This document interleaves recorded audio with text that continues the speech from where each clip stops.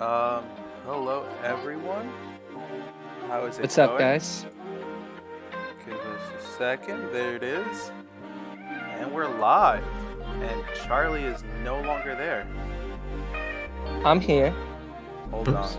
It's not you. It's when I switched from studio mode, it erased you, Charlie. It's okay. I'm not erased out of your life. No, of course not, unfortunately. And we got Kostya here, which is really an awesome thing Alright, because there it is. he helps Charlie is back. helps us focus and stay on task, and kind of gets us a fresh take every month. Yeah. Yeah, Hope you guys are ready for some punishment. I love it. Alright, so Yeah, let's catch up, guys. This is episode 5. I joined you for episode 1. What have you been up to? Who would like to go first? Scott, why don't Scott? you go first, Charlie? Can't talk. While I set up the board. Wow, this is a one-time event. What are you talking about? What we've been This doing- guy never shuts up. Can I talk? Yeah, you Yes. can go ahead. Okay. What we've been doing is we always start working out of his. I always forget the name, but Scott has a chess book, and it's Mhm. definitely a different set of puzzle positions than we're used to on chess.com. And we've been doing our best trying not to use the arrows so it can help on our visualization. Because at least for me, I know that was a weakness that I didn't even really know I had. Was just how deep can I see ahead. And then we would do each our individual rapid game, unless Scotty tilts and decides to go on a losing spree. That was once, okay. And then we do the bro challenge, where we play a random person in chat, unrated, and that's been really fun. And I noticed actually, it seems like we both tend to play better in the unrated versus a friend in the dojo than we do sometimes in the rapid game versus some random dude in the pool. Like it seems like somehow our mentality changes and the stress releases or something. Alright. But that's my thought on what we've been doing. What do you say, Scotty? Or can you not? He Yeah, needs to no, focus. you're on point. That's exactly what we've been doing. It appears Scotty's improving. I think I'm maintaining, which was my goal for the summer. So yeah, I think it's kind of a nice springboard.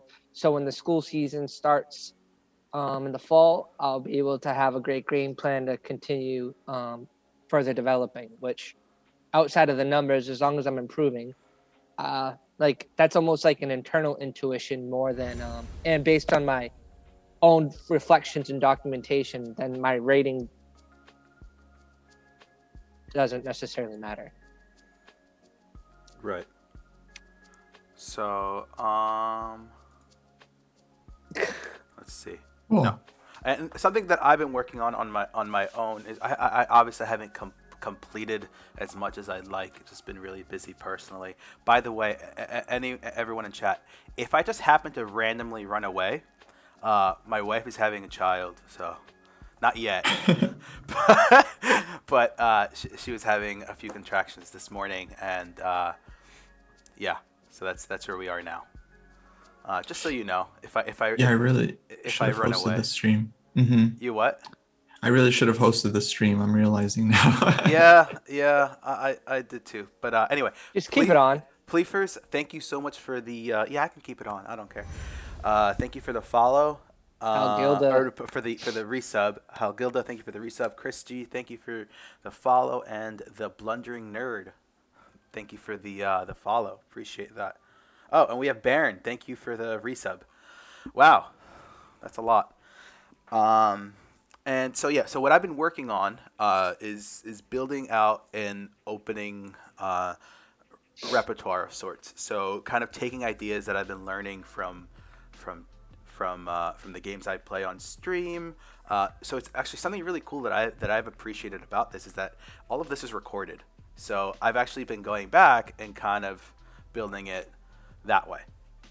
Nice. So like playing my games and maybe going back and seeing, okay, what are people telling me in chat that I could have done better, or I got a free lesson from Evan last week on a couple of openings. I'm not gonna lie. I'm still confused on the French. I got to deal with that, but the the Caro, I have a few cool things to do with. So we're gonna learn. Anyway, All right, cool. so that's that. What else? Been working on my puzzles. I'm on stream. Been working on my game. I've been thinking also about I've been looking at new openings to potentially switch to. I haven't gotten there yet, but I'm looking at either maybe including the Vienna game or Gambit, which I know it's a questionable opening. King's Gambit is more fun. But that's a lot less solid, I think. And then there's also You can play anything. Yeah, play anything. And then Thank you. I'm not saying wrong information here because I know when I was learning King's Gambit, I stopped now. I just do adventures, like 2-month adventures in the opening, so to speak. And Bruce was all about it because he was just like, explore. You learn faster by exploring than spending 5 years playing one opening in his point of view. Sure.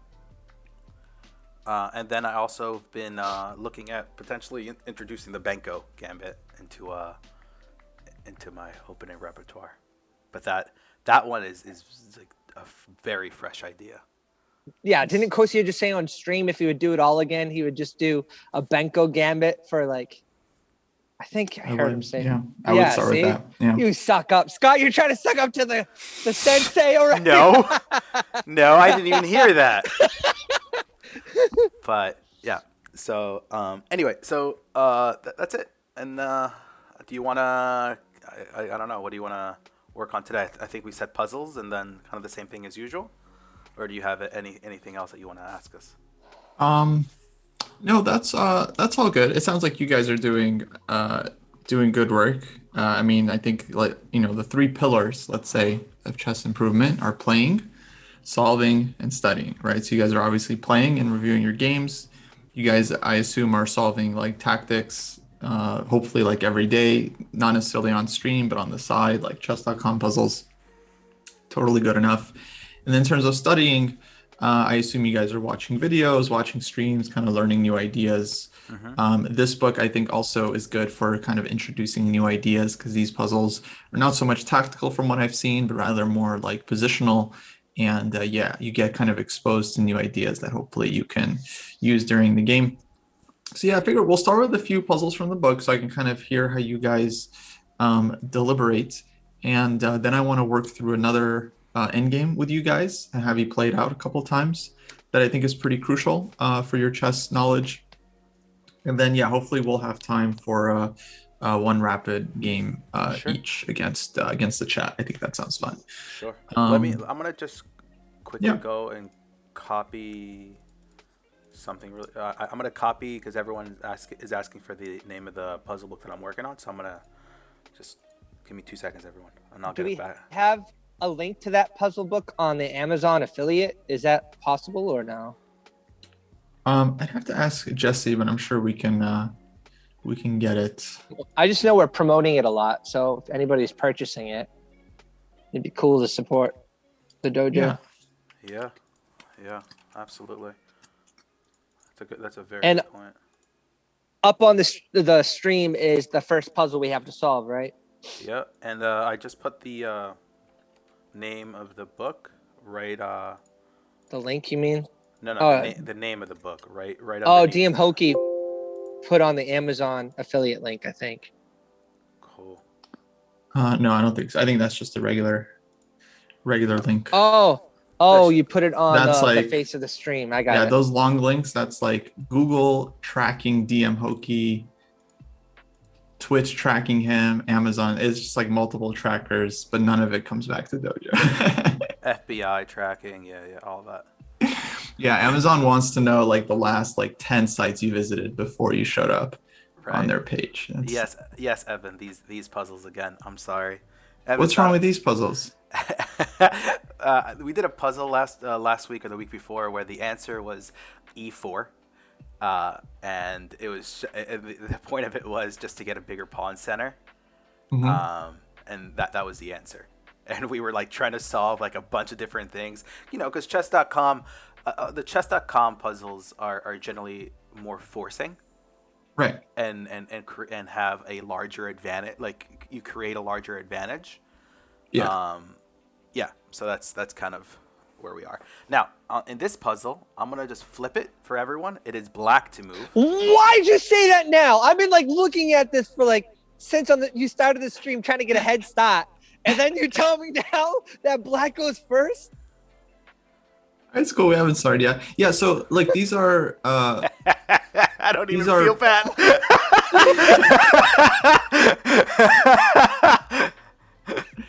these are positional puzzles, right? The puzzles you guys are used to on chess.com are tactical puzzles, right? Tactical puzzles tend to be more forcing.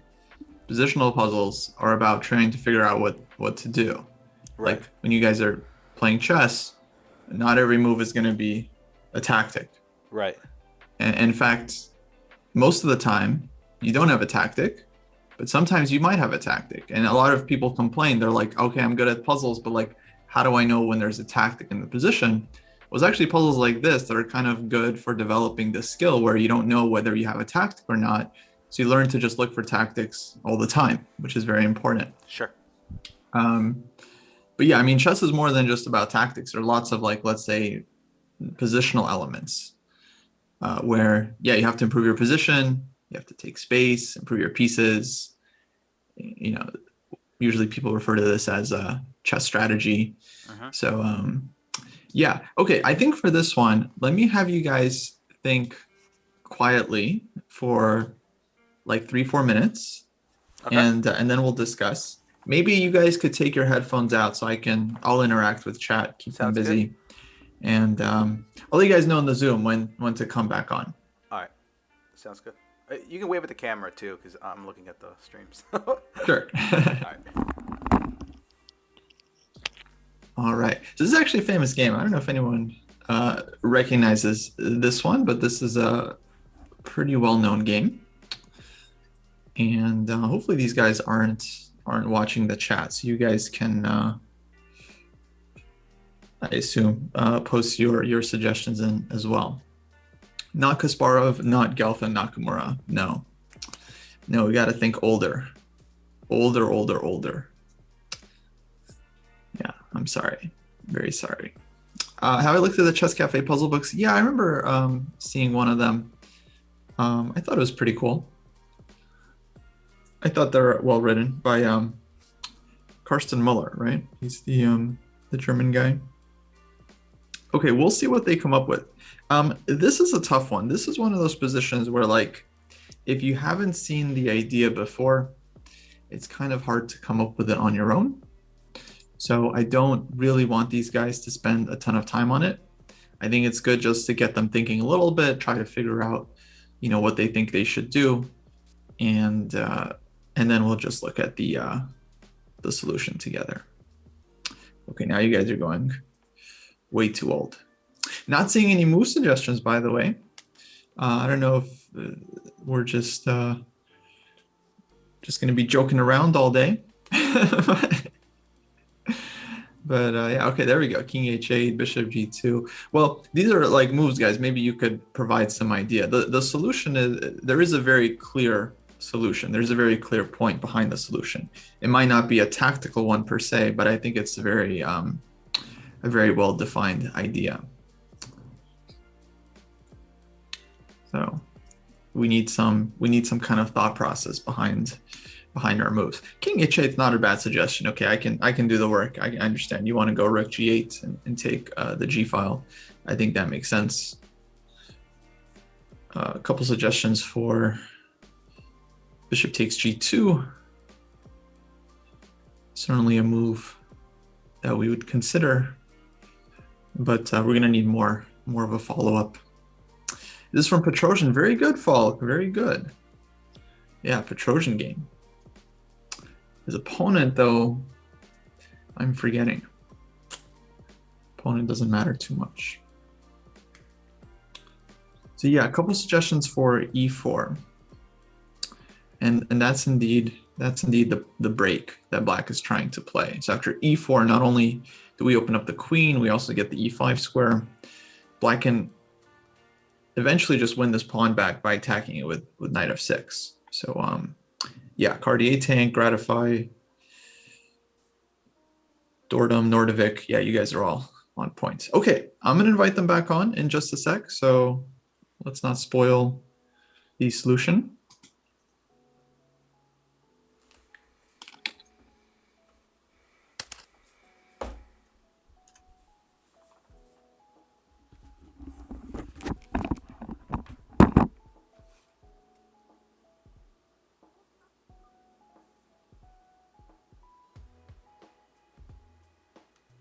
Come on back. Taking a photo or something? Yeah, you guys can go ahead and discuss now as soon as Scott gets back on. I like this puzzle. Me too.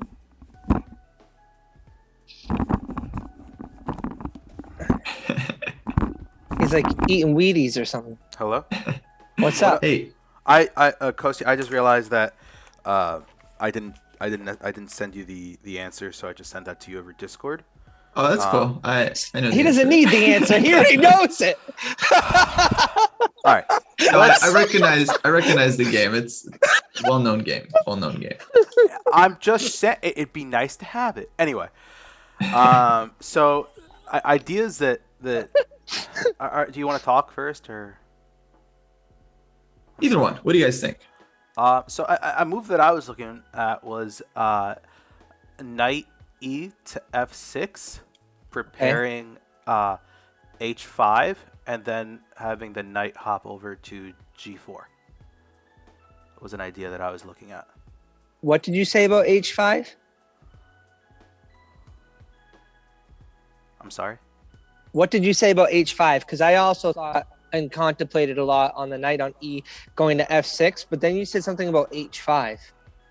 Yeah. So h5. That means that the pawn is protected from the queen at that point. Coming in because of the knight on f6, and then it gives it a nice outpost after the fact. You said h5 though, and all I see is that the queen is attacking h5. But after knight f6, it can no longer attack. Oh, you're defending the square, not going there eventually. Okay. So that's what I was looking at, and the point is to have a nice, well placed knight, kind of threatening that king. It also connects the rooks together, It connects the rooks, yes. which is Proust here in spirit always. Oh, Charlie, what were you thinking? Honestly, that was my biggest thing I got through. I got that the knight can go there. It just is more active. It connects the rooks. I was also seeing and contemplating a lot about the bishop on b7, whether it be worth to trade with the other bishop. And my mind was telling me that it wouldn't be, because my bishop's aiming at his king and his bishop's aiming on my weak side. So I thought my bishop's stronger than his. Why trade off my strong bishop for a weaker bishop? In my mind, I don't know if that's accurate assessment, So but that's what I was thinking. when I looked at that position, what you're mentioning right now, I saw bishop takes bishop, knight takes bishop, and then I have to move my bishop or ruin my pawn structure, and lose the bishop along the way. So I just didn't like that, because then I'd have a weak pawn in the middle by itself, and then I'd have another one 2 squares up two squares up that's also weak and about to be taken, and there's nothing I could do about it. Another thing that I was trying to figure out, which I didn't, but if the knight goes to f6, which to me seems like it should go there, then the obvious thing was that it could check on g4, but the queen can get it. And then I was thinking, how could I get a piece to defend that check, and whether it'd be worth even checking, unless I could follow up with a checkmate. So I saw that if I traded bishops and the queen took, then I could go there for a check. But if you traded with the knight, then you can't. Then it's not worth it. So I don't know. I'm hoping this is a puzzle just getting into a better position and you connect your rooks and then congratulations, you just solved the puzzle. But I doubt it's that simple. Okay, cool. So, yeah, I was telling chat, this is one of those positions where it's like, if you haven't really seen the idea before, it's hard to come up with it on your own. And so, We're wrong. no, you're not. You didn't find the move, but I mean, your suggestions are totally plausible. Like knight f6, black has big advantage here. Like black is much better. Any ideas why black is much better here, guys? Just for what's your evaluation here? My Their evaluation. dark Oh, go ahead. Sorry. their dark square bishop is got nothing. It's Yeah. blocked in by our pawn structure is one thing. Their knight on B1 can't go anywhere either. Their positioning, they just have less spaces to move, I guess, is an easy way to say it. Rooks aren't Yeah, exactly. connected and far away from being connected. Black has a lot of space, right? This d4 pawn, e3 bishop. Yeah, white's bishop on b2. Very restricted. Even though all our pawns are on dark squares, they're restricting the bishop, right? So this bishop has no targets. Yeah, white's a little underdeveloped compared to black. Okay, like I said, your move, knight f6, is absolutely fine. Like black has a very nice advantage. I'll show you guys the move played in the game. It was e4. Okay. But now maybe you guys could just discuss and try to figure out like why this move. What's the idea behind it? Well, it opens up the diagonal to G3 is now a pawn that's only defended by the king.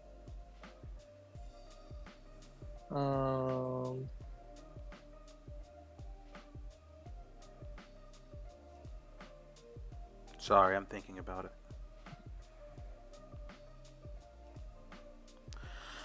All right, so I guess pawn pushes up. Let's say bishop takes. Bishop takes.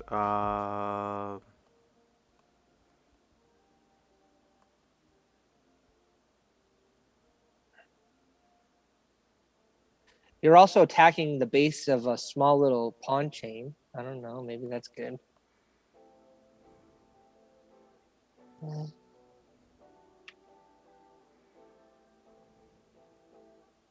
It's got to be about the diagonal. And then you have the knight on d7 protecting e5, which is might be if like the pawn takes, knight goes up, pawn pushes, then the pawn can't push to force the knight to move. I don't understand this. I don't understand e4. I'm sorry. That's okay. Just state what it does then. To me, it opens a diagonal. I doubt it's because you're really What diagonal does it open? the queen diagonal. It just made the queen stronger. Okay. Fair. It gave more squares for the knight. The knight on d7 can now have one more square to hop to if it needed to. Oh no. Maybe I got excited for no reason.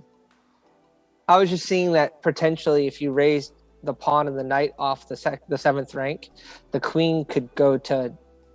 No, then it's only one place attacking the pawn because the pawn. Yeah, wrong idea. Yeah, I got nothing except what we stated already. Yeah. Okay, yeah. So let's talk about this one. Basically, it's what is known as a clearance sacrifice because we're like clearing the e5 square and the diagonal, and we're also opening up the e file for the rook in the future. Right.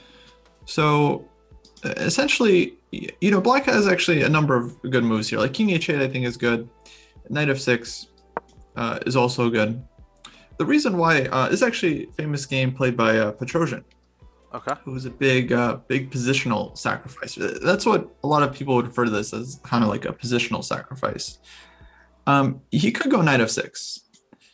And I imagine he probably would expect something like knight d2, kind of fighting for this e4 square.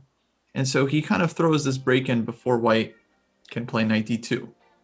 Because like if he takes, queen takes, and plays e4 in this position, for example, everything looks great. Like black is kind of opening things up for his pieces again. There's like queen g5 check. It's mildly annoying. I still think this looks pretty nice for black. But by starting with e4, he just doesn't really give white all the same opportunities. So now the point, whether white takes with the bishop first and we trade, or white takes with the pawn, black's idea is then to come out with this guy and then go rook e8 and eventually win this one back, not really giving white the chance to get this like queen g5 check ever. So it's just kind of, let's say, slightly more accurate move order. But basically the point is to kind of open up the position while black's pieces are better developed, while white's king is a little bit weaker, and yeah, kind of improving, let's say, I don't know, 3-4 pieces at once. Like this knight gets a target, this knight gets a square, queen gets opened up, rooks get opened up. Okay. Like all of black's pieces kind of become better, and white just doesn't have a decent way of, defending this pawn. Okay.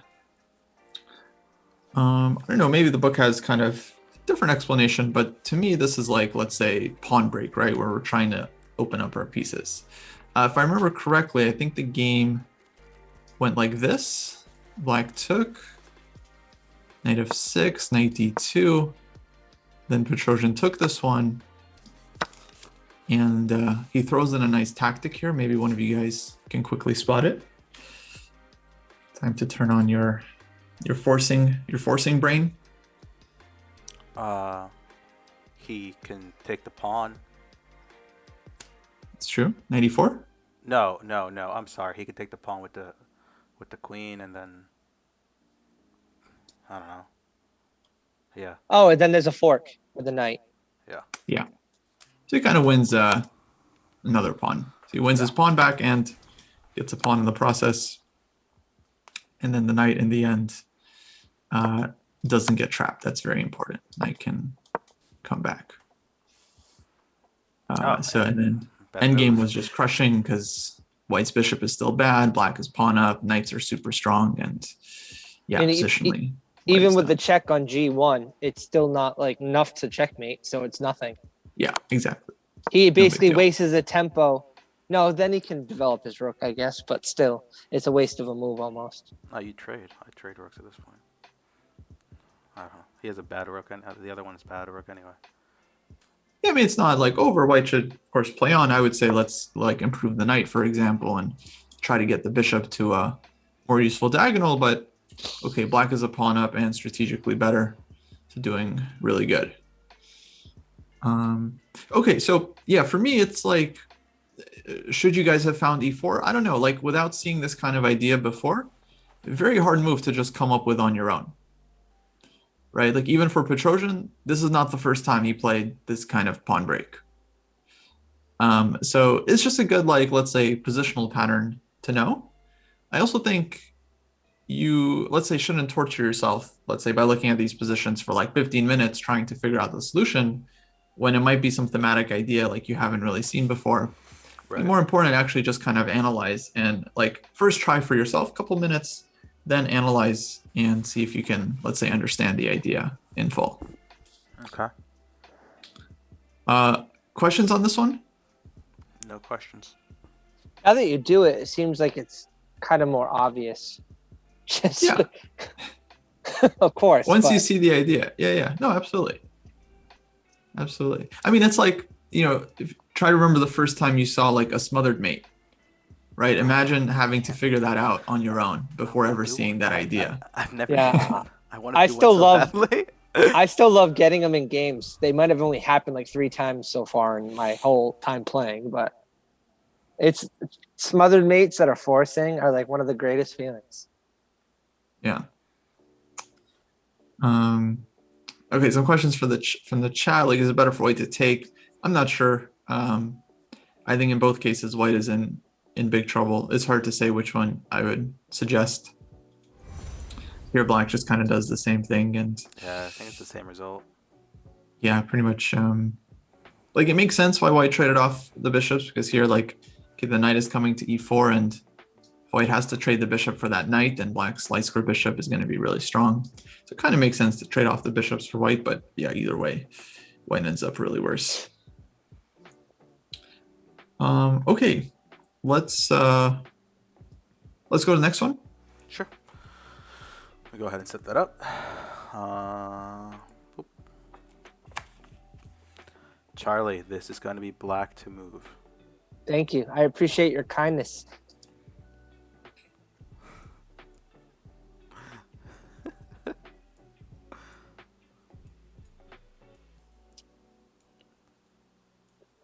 So, Yes.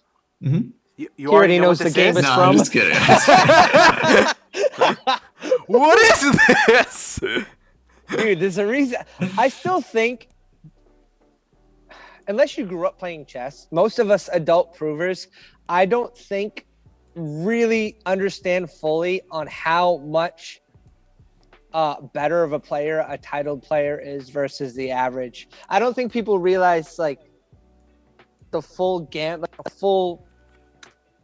how the skill level from a standard God. average adult to like a professional chess player. I think they just assume it's just a board game. Like, I don't know. To me, it seems to ignorance probably wins in most adults. They don't understand on how much time you actually spent on it. Yeah. Well, I mean, it is logical, right? Someone who's like kind of new to the game has no conception of like the depth and like what it takes. So it kind of makes sense if you think about it.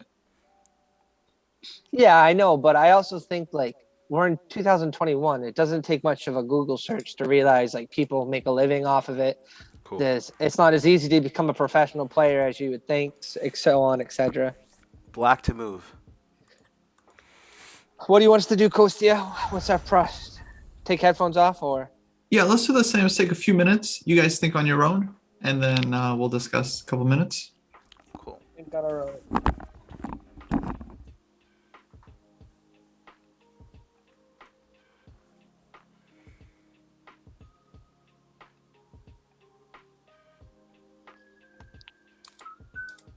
Okay, this one I don't recognize, guys. I'll be honest. So let's think about it a little bit. Obviously, white has a pretty big threat that seems like we have to deal with, right? So the question is what to do.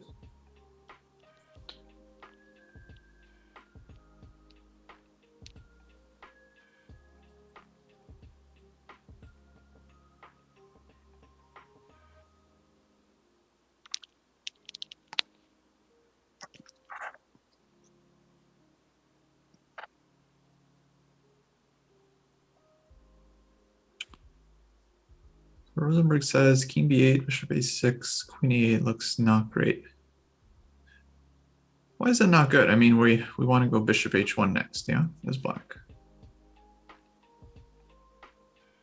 So how's white dealing with that? I think I might have solved.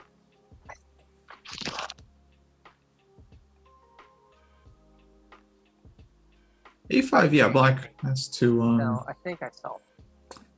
has to deal with b4.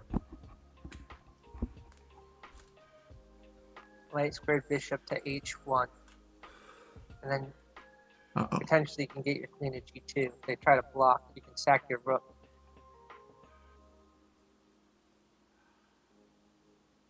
Think that's best. Need to send Charlie a note.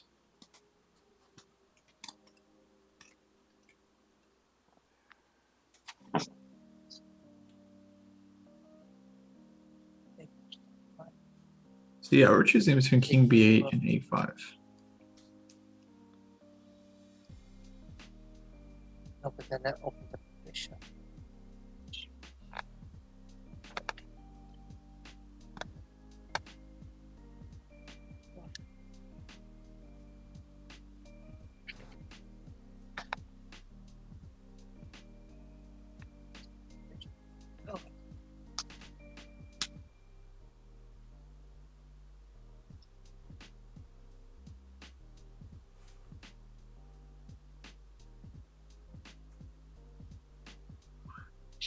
don't know. I mean, my instinct is that we should play king b8 because if we play a5, white goes b4.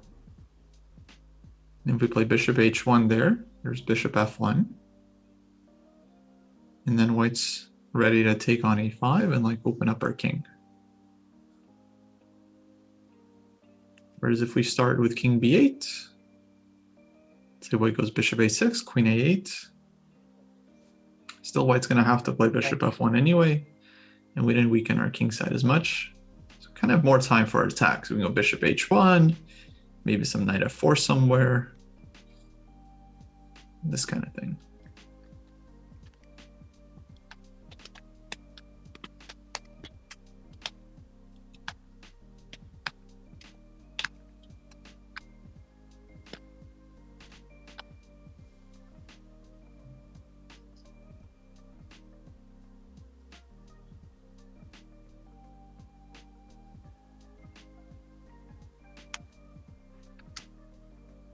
Yeah, I'm not sure.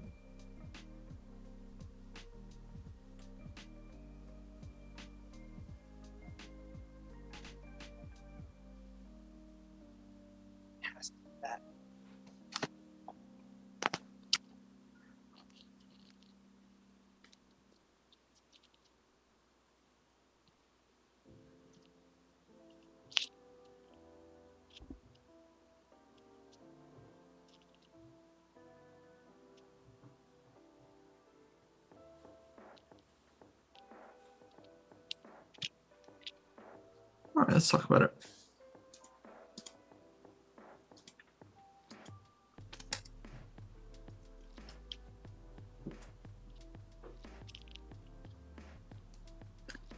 See if they're not watching Zoom. They're focused on the position. I guess that's good. But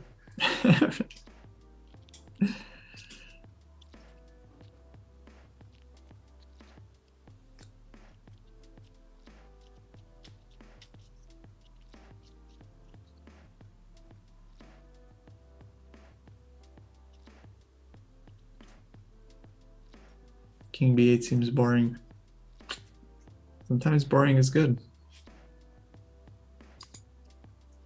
Save king, save life.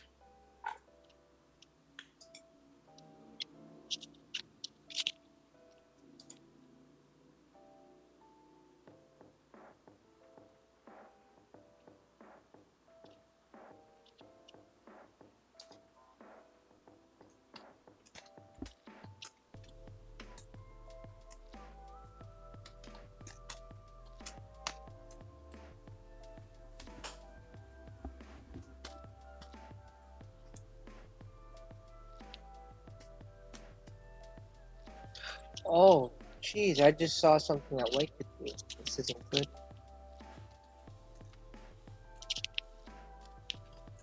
Oh, I'll be fine.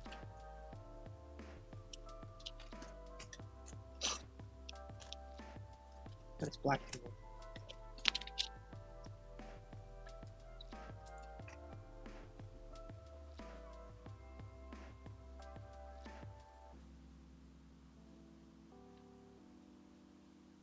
They're not listening. They're not watching.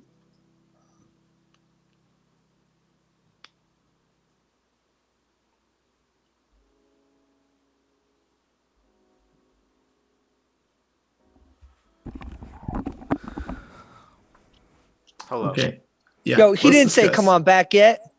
Yes, I did. Zoom chat. Oh, I didn't see. I'm not gonna. I Oh. don't get the notifications. Like I'm getting a message on Zoom.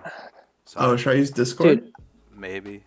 no, it's Yeah. fine. I just literally thought I had this all, and then like 2 seconds ago, I finally saw that the white could put a little bit of a stop all my plans with a simple bishop move that would pin my queen and my king, Yeah. and that made me aggravated. So maybe it's good to think about it from the opponent's turn. You know, what the opponent would want to do sometimes. Yeah, I didn't even think of that. I'm just thinking, oh, I could put my light square bishop on h1 and then, set up a checkmate very easily on like g2, or they would have to Like I would win material over it, but then I'm like, wait, oh geez, the bishop light square could just go to a6, and then my queen's pinned, and my interrupts everything. So now I don't know. Yeah. So Scott, I think that's the answer, Charlie. That you is unpinning that might be the first move. oh, you're saying a8, queen a8. No. Actually, wait. What do you mean queen a8? Oh no no. You take I wasn't thinking queen a8. I was thinking king b8. because then they don't even get the check, and then you No. still can potentially do the light squared bishop to h1, and then they might block that checkmate square in g2 with a pawn or bishop move. No, but you no, can that all loses. The only thing that I think wins is bishop f1 in that situation. That's what I just said. You just said a pawn. No, I'm talking deeper. So if we go light squared to bishop to h1, they would block the checkmate with a queen g2 by moving their pawn up or their bishop. Either way, we can take it back with our bishop, but we also have our rook on the f file as well. All right. We just have a lot of attacking pieces in that corner.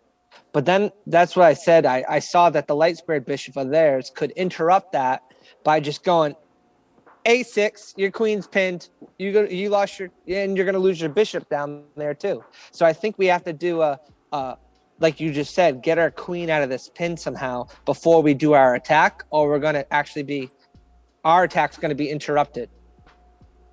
Right. So, I'm looking at it, and actually, an interesting move would also be a5.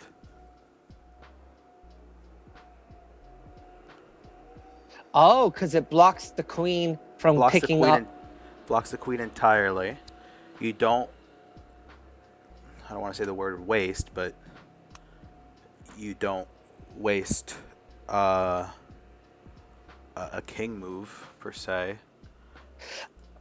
For some reason, my mind's telling me that's wrong because I want my bishop and my queen to be connected, to be a battery. So maybe your idea of king b8 makes a lot of sense. Sure. Maybe. But who knows? I teach music, not chess. Okay. You guys want to choose a move or I think that's the first problem. Like I think that's the issue is I think white or black has a lot of attacking possibilities with taking the knight over to g4, doing an exchange there with the rook, the bishop, and all that fun stuff. But the biggest problem right now, I think, is that pin between the queen and the king. So that's, I think, what we need to get rid of. Question is do we have enough time? 1, 2, 3. Yeah, I think there's enough time. What do you mean enough time? You just need one move to get away the pin, to remove the pin. I'm gonna say possibly permanently removing the pin with king b8. That's my move. I think based on seeing my attack and then saying, well, how could they stop it? Oh, simply pin my queen. I would say we need to do, I don't know if it's called an in-between move or just like unpinning your king, but definitely king b8, I say, would make the most sense at this time. Okay, so you guys both like king b8. So we're either both right or both wrong. I like that. Cool, Yeah. good. Yeah, so You're both I'll tell you guys what I thought. My feeling was, yeah, we're choosing between king b8 and a5. You know, because we got to deal with the threat. And we're trying to set up, bishop h1, Charlie's idea. Right. But yeah, on a5, white can go b4. Right. And try to open up some lines to our king. And on both of these moves, when we're playing bishop h1, white will deal with bishop f1. Oh, I didn't see that. Right, and so yeah, that's still nice for black. The attack continues. But in one case, we've given white a pawn break to kind of fight on the queen side. The other case, if we start with king b8, white doesn't really have any immediate targets. They can go bishop a6 or something like to annoy us. We go queen a8. They're still going to have to drop back anyway. So just comparing the two moves, yeah, I think king b8 is better. That would be my choice. For comparing the two moves, which maybe not be the right move. Maybe there's something else. I don't know. I didn't really see other options. Okay, for so black. you're with us. I just thought you were doing that whole based on what you guys said type thing. I didn't know if there was maybe a better move. I mean, No, I play king b8 here. Okay, cool. I was looking at other stuff, but it kind of all seemed secondary to unpinning that. That was kind of, in my opinion, the most important thing about this position. I feel Yeah. moronic that I didn't contemplate that instead for white that they could go to F1 and not just F3. It's such a basic thing, but I just assumed what would I do instead of what are the two choices?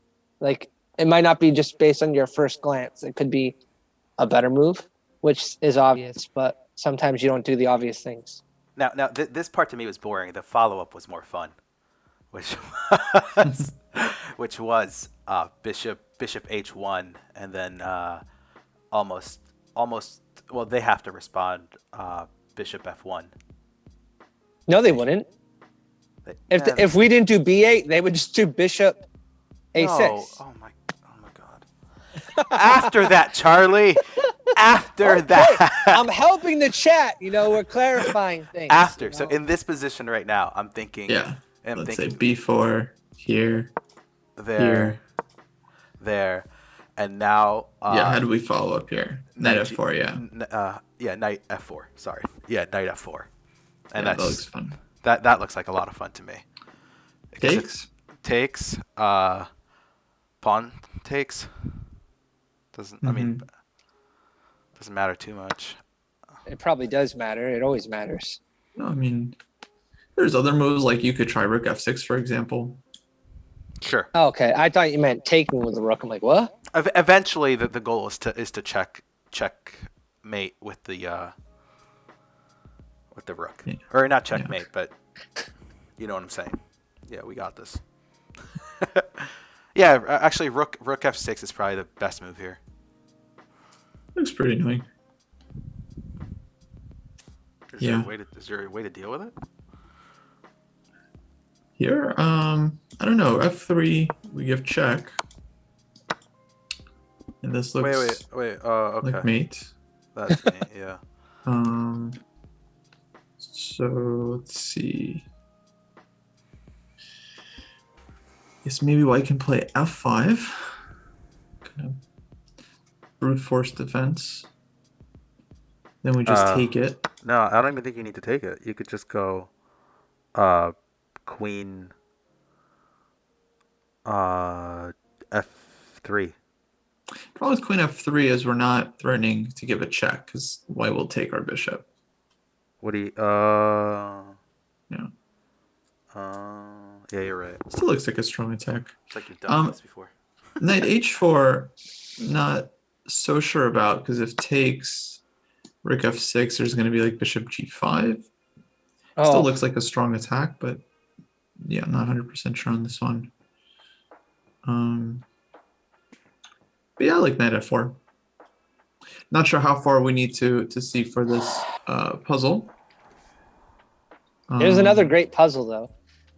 We're all thinking about the attack in reality. Slow down there, Chuck. You got to go get your king out of the pin or everything's useless. Oh, man, look at this. Hold on. Actually, knight h4 might work. There.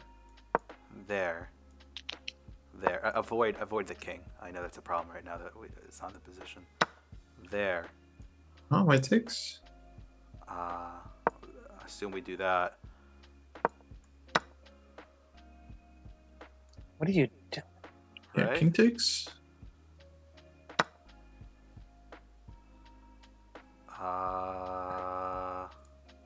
Queen f3.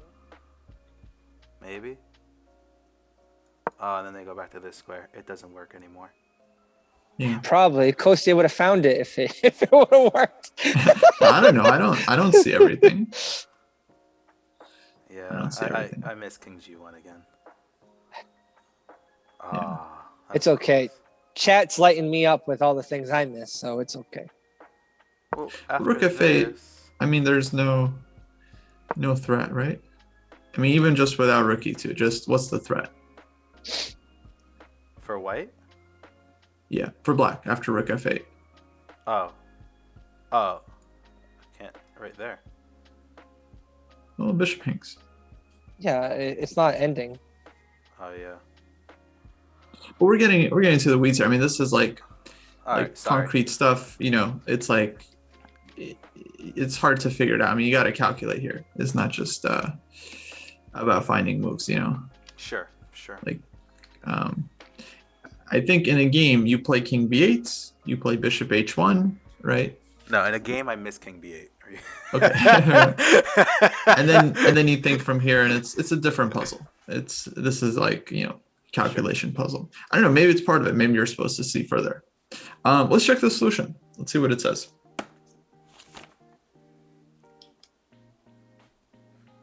Sorry. This is what number was this? 26. Right? Prevent deadly pen. King B8. Nice. Nice. Congrats. We did We it. solved it. We solved it. Beautiful. Okay, let's do Hey, Gratified. One more. Thank you for gifting subs over to Jeff the Less and Putsy and Unquate.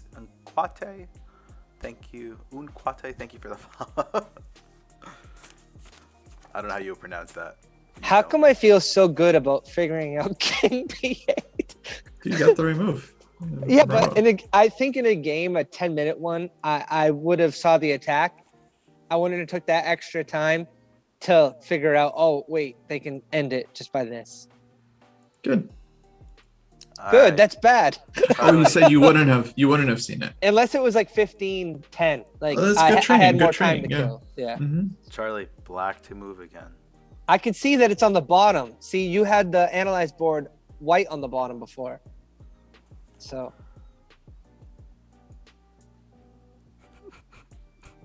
This one. All right. All right. Yeah, this is the legendary game Kostia versus whatever is famous. Have you seen? You've seen your games in a puzzle book before, right? Few, not too many. Do you get excited when, like, are you forced to buy Yeah, that? it's book? always a treat. It's always nice. Unless you're the victim. No, he's Yeah. still a part of the game that got the puzzle, so I imagine it's still cool.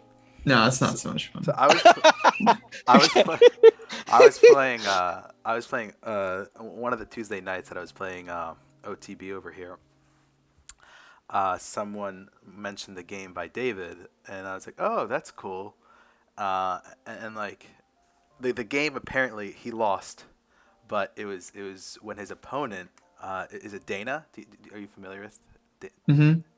Did a queen sack on like the fourth move. I don't know. It was ridiculous. Yeah, I've seen that game. Yeah, It amazing game. It is an amazing game, and I was just like, I'm never bringing it up to David because it might bring some hard feelings. Is it are you talking about Naroditsky, however you say his name? No, No, I think it was this expert, or maybe he's a master, Dana McKenzie, who's a strong player from the Bay Area here. Cool. It is such. It was all prep apparently. Yeah. Before engines were strong. Yeah, I think he had used Fritz with the to do it. I don't know. Oh, I set up this board, Scotty. All right, we're good. Black to move. That's it? This guy. That's it. There's a hanging pawn. Sorry, I take the whose headphones move off. is it? I missed it. Black. Black to play? Okay. All right, guys. A few minutes. Think about it You on got your own. flip. Oh, you did flip it. Okay. Come back when you're ready. Rock and roll. Let's go. Rock and roll. Let's go. Okay.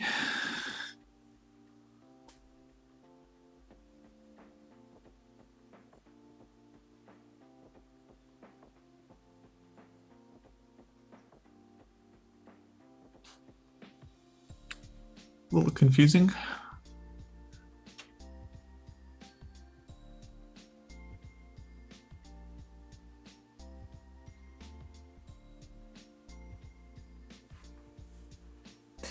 Thing is that some of these are a little bit simpler than others, but that's okay. In a game, you never know when you have a simple solution or a complex one. You have to learn to look at everything. Is there actually a point to flipping the board when doing tactics? Does it make you a better or worse calculator? I'm not sure. I mean, most players find it more comfortable to calculate, the side that's to move. I mean, like during a game, you're usually only seeing things from one side, so you're always calculating things from your side. So to me, kind of like I've always done it. I think strong players are able to calculate from either side, but I feel like there is a little bit of. I think everyone is at least a little bit worse. Like if it's black to play and win, for example, I think I'm more likely to find it seeing it from black's point of view than from white's point of view. I don't know how much more likely. I don't know. Maybe it's like a 10 or 15% difference, maybe more. But yeah, I think it's usually easier to see it from the side that's to move.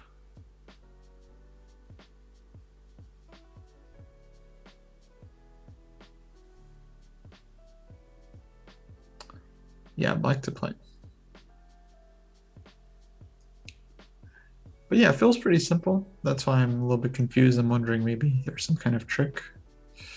But I'm not seeing the trick. Oh, C5.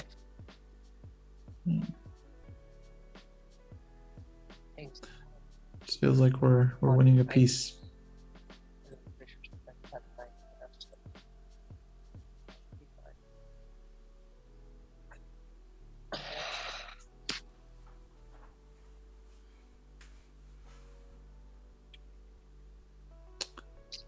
Why do we want bishop a5? I think we have more forcing continuation.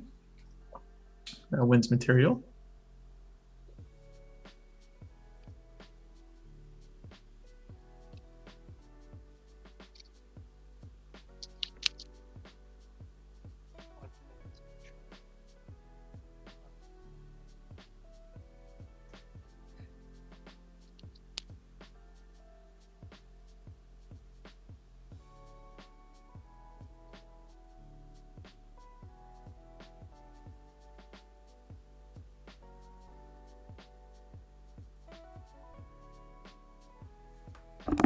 That's a good point, Fisher. Maybe that's the critical line.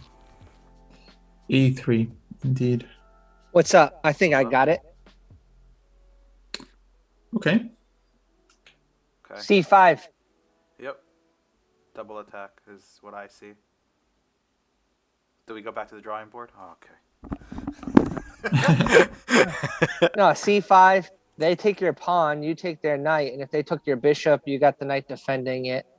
It's just you win the trade. Like it's just a winning move, I think. C5. The only thing I don't like about it is you're doubling up your pawns, but who cares? I guess you win a minor piece. Yeah. How about let's have you guys calculate C5, A3. C5.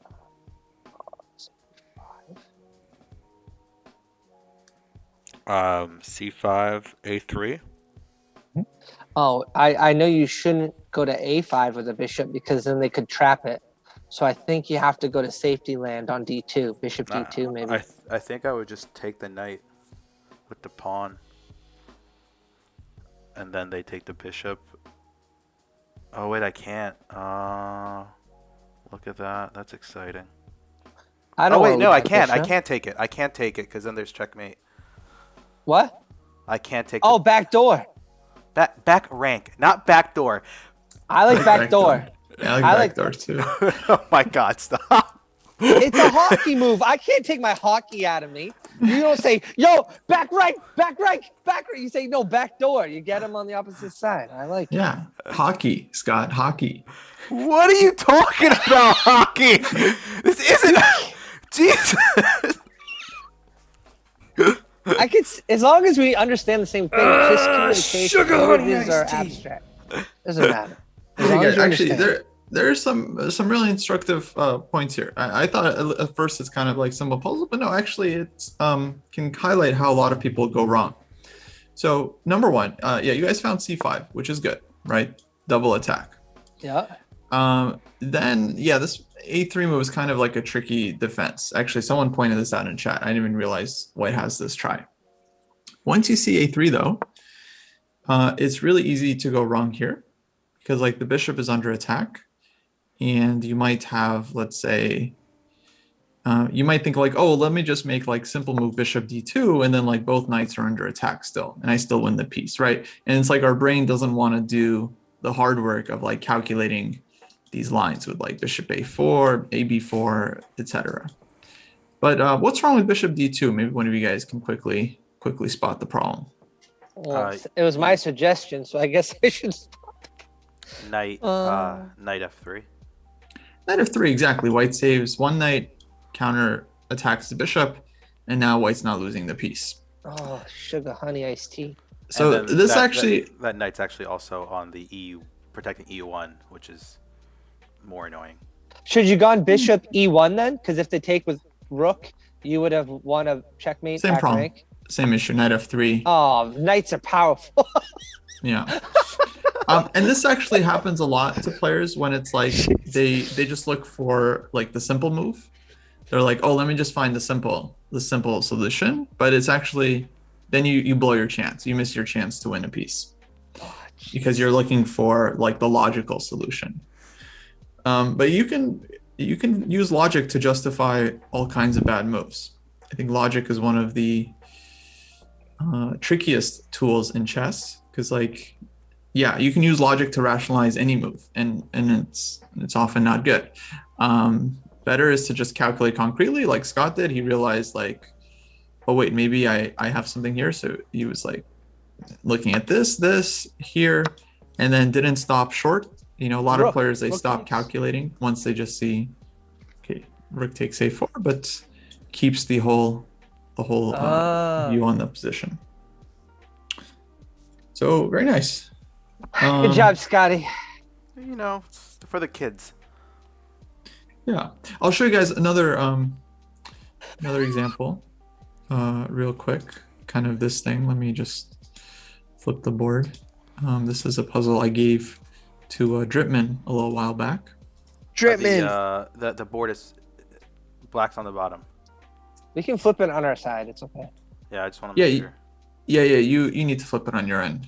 Yeah. Oh, okay. Oh, okay. Don't be lazy, Scotty.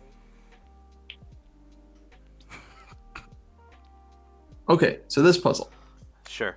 It's white to play. Yeah. And a lot of people, they get lazy.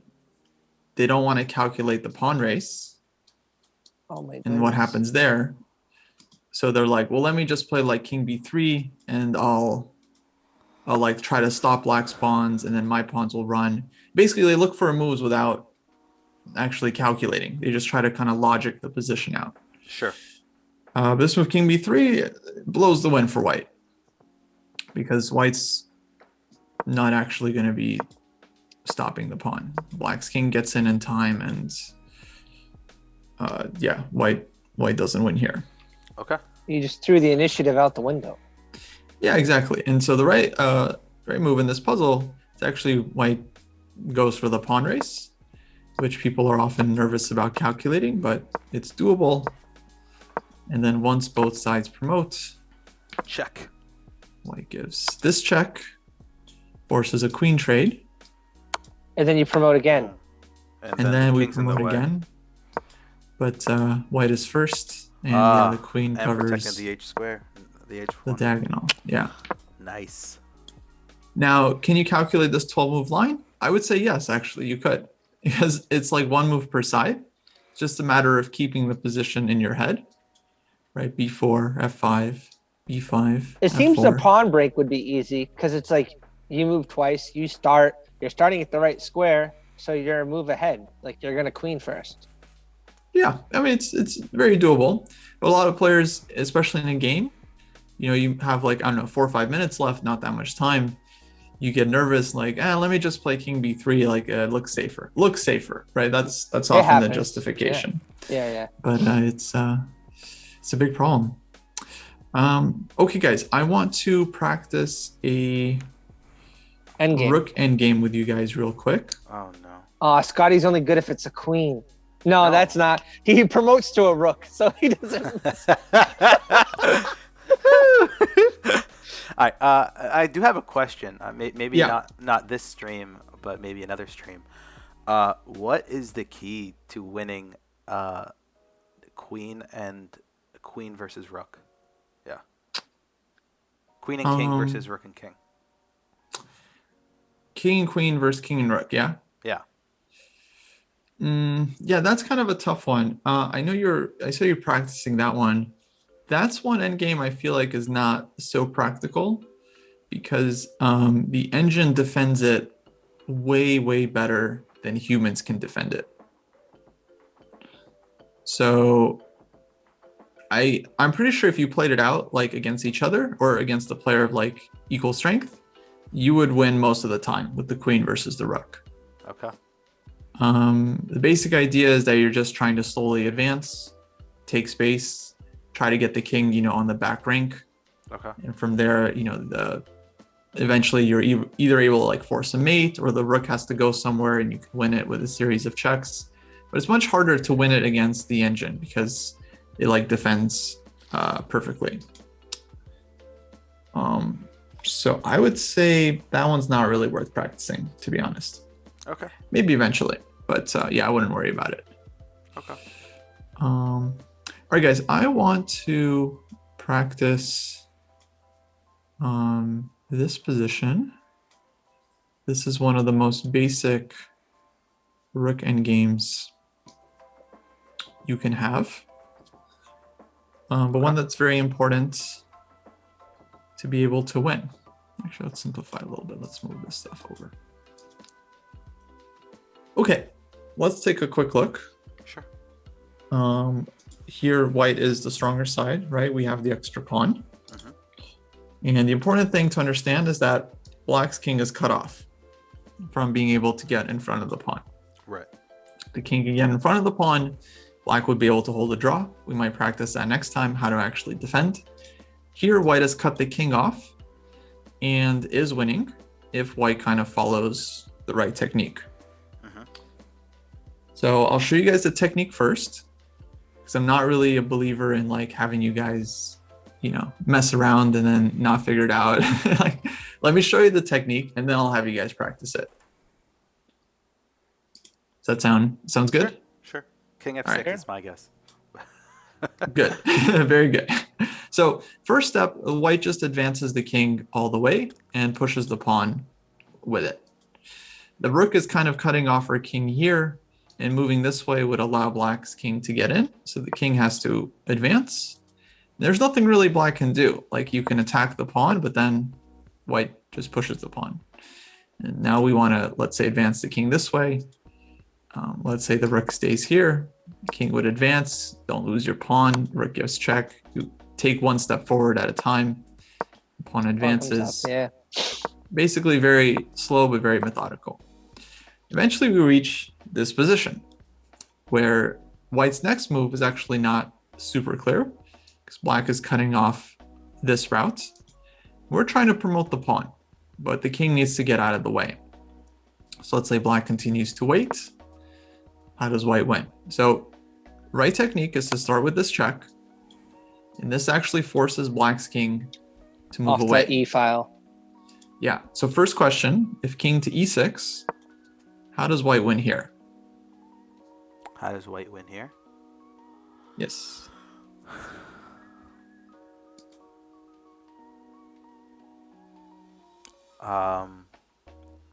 King E8. King e8. Exactly.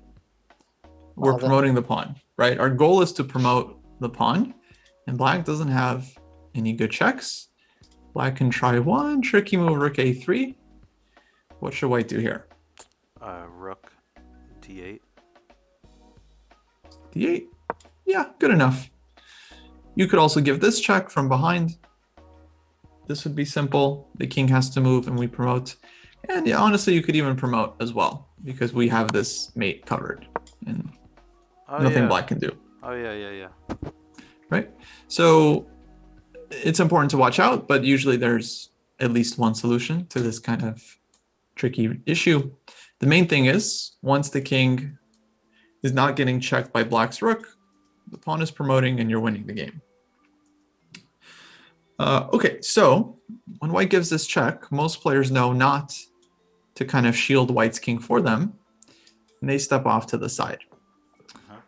Now the problem is when we try to come out with the king and promote, black's rook is just going to give a lot of checks. Oh, And is this there's the rook sack no way or Luciana, whatever it's called? to get out of the checks, right, without losing the pawn. Oh, the bridge or whatever it's called, something. Yeah, this is the problem with trying to memorize stuff, is that you're relying on your memory and not Yeah. on your understanding. So we're going to work on understanding this position, Uh-huh. not so much remembering what to do. Exactly, Luciano Pavarotti position. That's how people know it. Okay, so the king cannot escape the checks. Like rook comes to f3, and what to do? White has to just defend the pawn. Again, black gives the check. So how do we avoid all these checks? This is where so-called bridge technique comes into play. And building a bridge is not something you just do in this one very specific endgame. It's an idea that comes up in lots of rook endgames when we're trying to promote our pawn. Right, so how does white do it? Okay, bring the rook to the 4th rank. Why the 4th rank? Well, if you bring the rook to d5, the king can harass you. And if you play your rook here, for example, trying to shield your king, black's king gets back in time and stops you from advancing, and white has made no progress. So rook comes to the 4th rank. Black doesn't really have a whole lot to do, has to shuffle. And now the king can get out.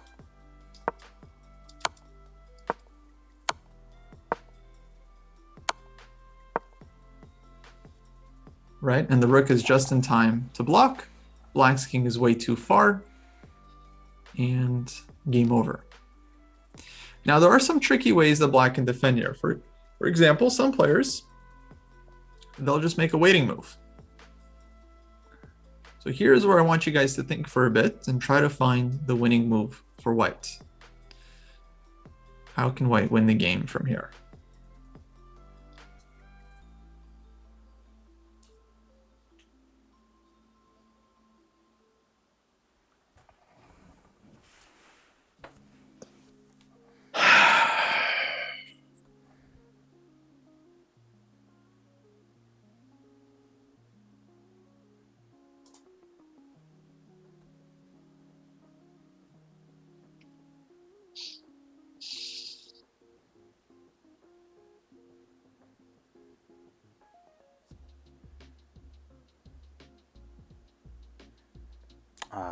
Now I think I can go to. I could probably go to no, because then it loses a tempo. No, yeah, I can. I think rook d5. Okay, rook d5. And what's our threat? F5, rook f5. Rook f5, yeah. So we're just building a bridge on the 5th rank. Now that black doesn't really have a way to stop this. So if check, we're just blocking. If here, we're going here. If check, king can actually just go anywhere. Yeah, I would go behind, yeah. A couple of moves that don't work. For example, if check, then black plays here. Right. And white is not making progress. And if rook e4, this would be nice if our king was already on e7. But black can again go king d8 and bother us like this. Mm-hmm. And so we're not promoting the pawn.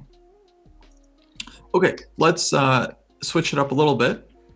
Let's say in this position, black played king c6. Mm-hmm. Now again, white goes for the bridge. Now let's say black keeps chasing the rook. Let's try to figure out how white can win from here.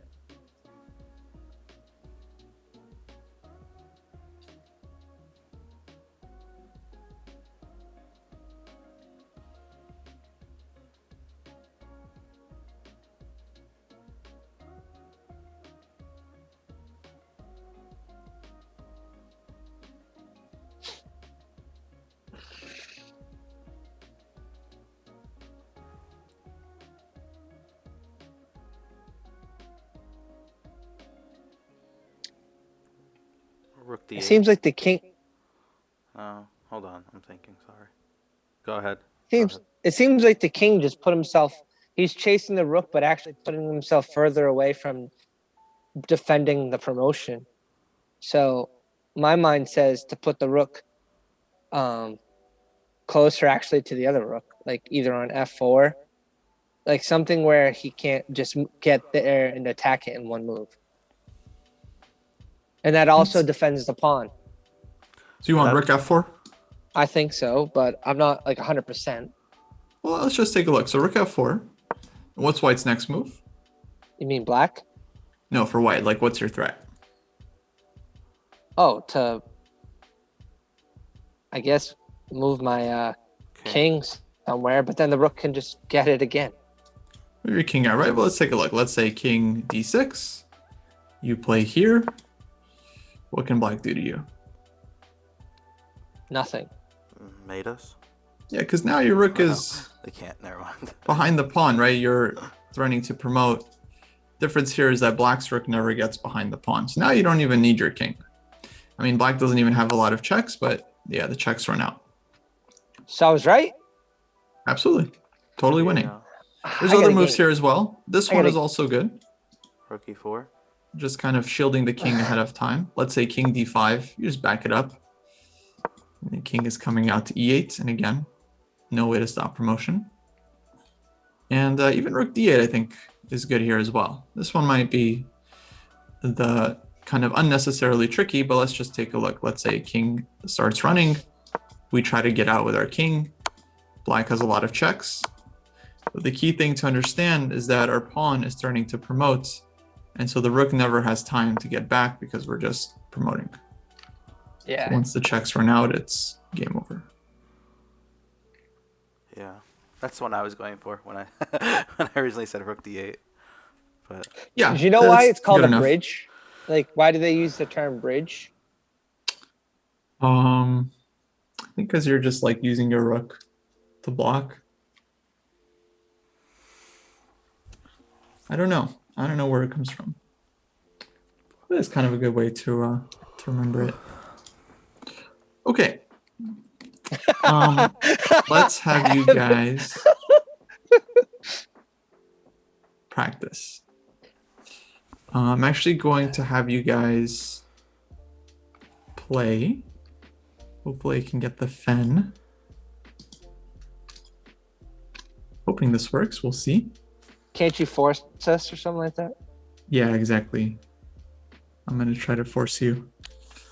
Okay. do you have the fen or you need it? No, I got it. SM Pooh Bear. You're Mr. Charlie Silva, yeah? Yeah, I don't change my name. Well, I did a long time ago, but I haven't changed anything recently. All right, I'm going to give you guys 2 minutes. 2-second increment. Hopefully this works. Have you guys play out the position, and then we'll change sides. Sounds good. Did you put it in?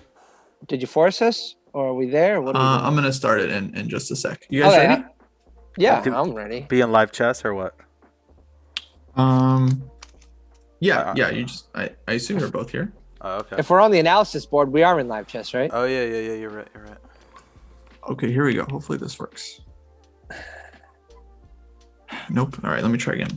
1 sec. Yo, Scotty, people are giving you a lot of credit in chat. I don't know why. They're saying you're on fire today. Could you blur out the answer every time? Oh, yeah. Charlie. Charlie. What? I don't know.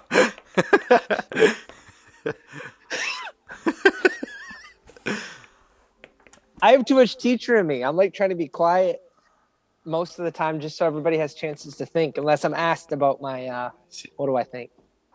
Hey, Straw Brios or Brio, thank you for the follow. All right, The orbitals. game on. I'm black. Okay. Oh, okay. Whose turn? Oh, Scotty's. Scotty's turn. Yeah.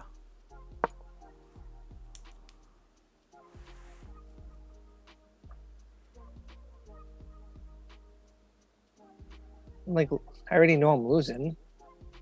Just do your best. No, of course. Yeah, yeah.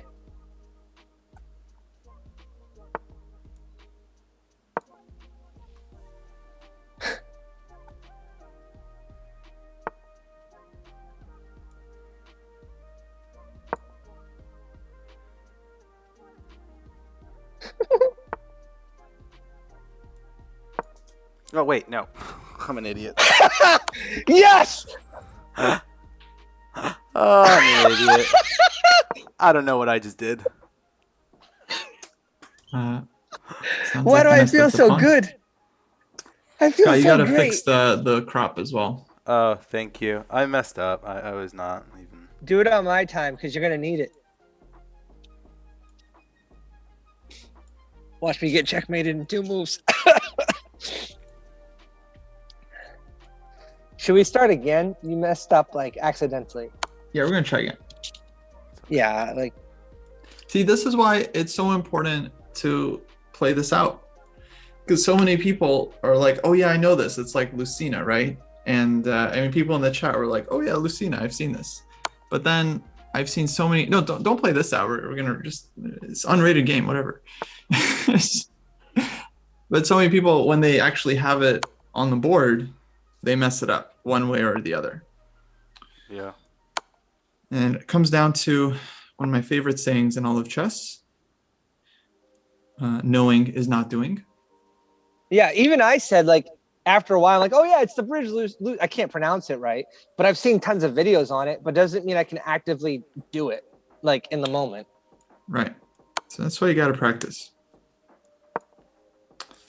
Got to practice with your hand. Can you guys stop playing this? Just agree to a draw or resign? Oh yeah, I'm sorry. I won! Very good. You could have drawn it. I would have gave it to you. I don't care. Wait, I did a You're rematch. you're a sh- I did a you rematched you in a rematch. full Nope. game. Let me, I'll set it up again. One second. Oh, this guy, Scotty. Jeez Louise. Oh yeah, I'm black again. I know what to do. All right, there we go.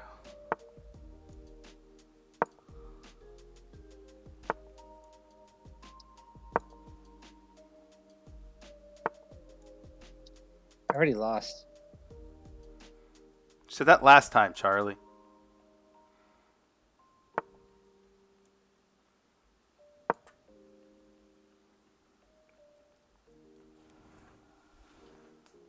Is the crop okay now? I think it's okay. No. Yeah, yes. it's good. All right.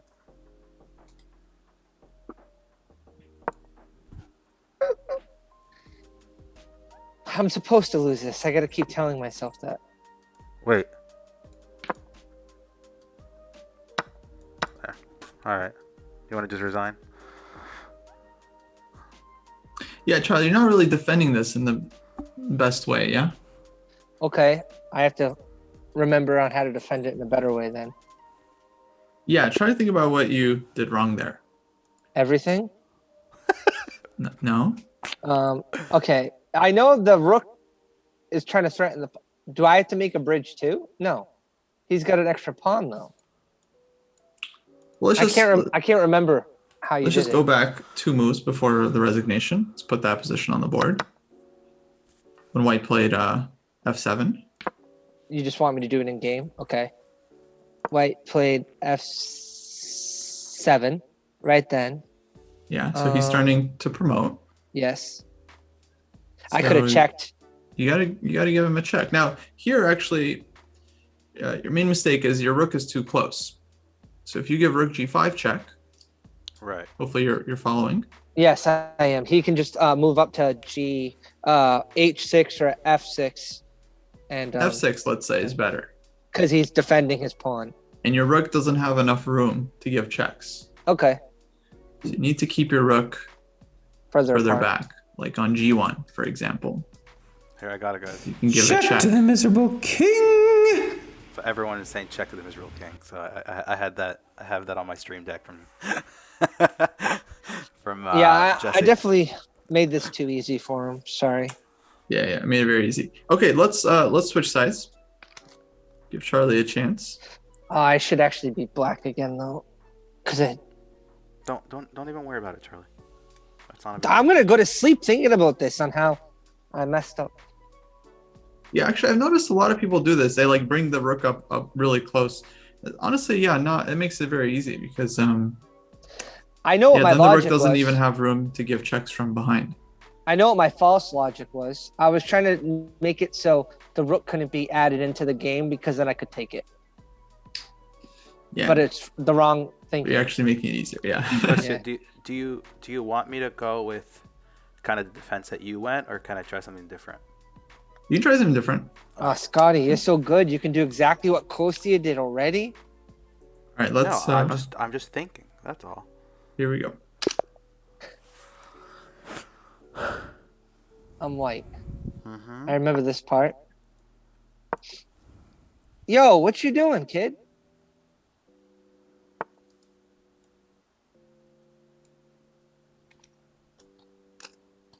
And why am I moving so fast? I don't know. You tell me.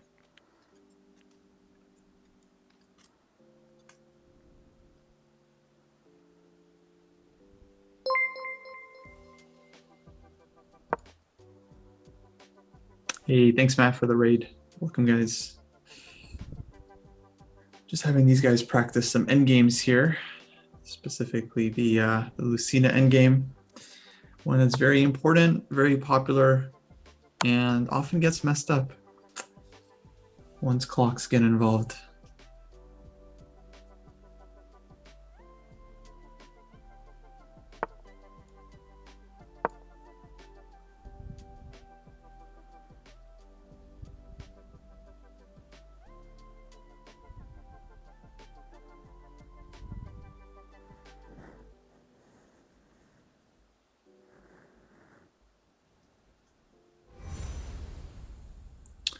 Rosenberg, 5 gifted subs. Thanks so much, Hey, man. Evan, thank you so much. Poggers. I hate you. I mean, I'm Right losing. side. Yeah, only because it was set up that way. Oh, my whole mind is blank. Shh. Don't rechat. Don't rechat. They're giving you the answer.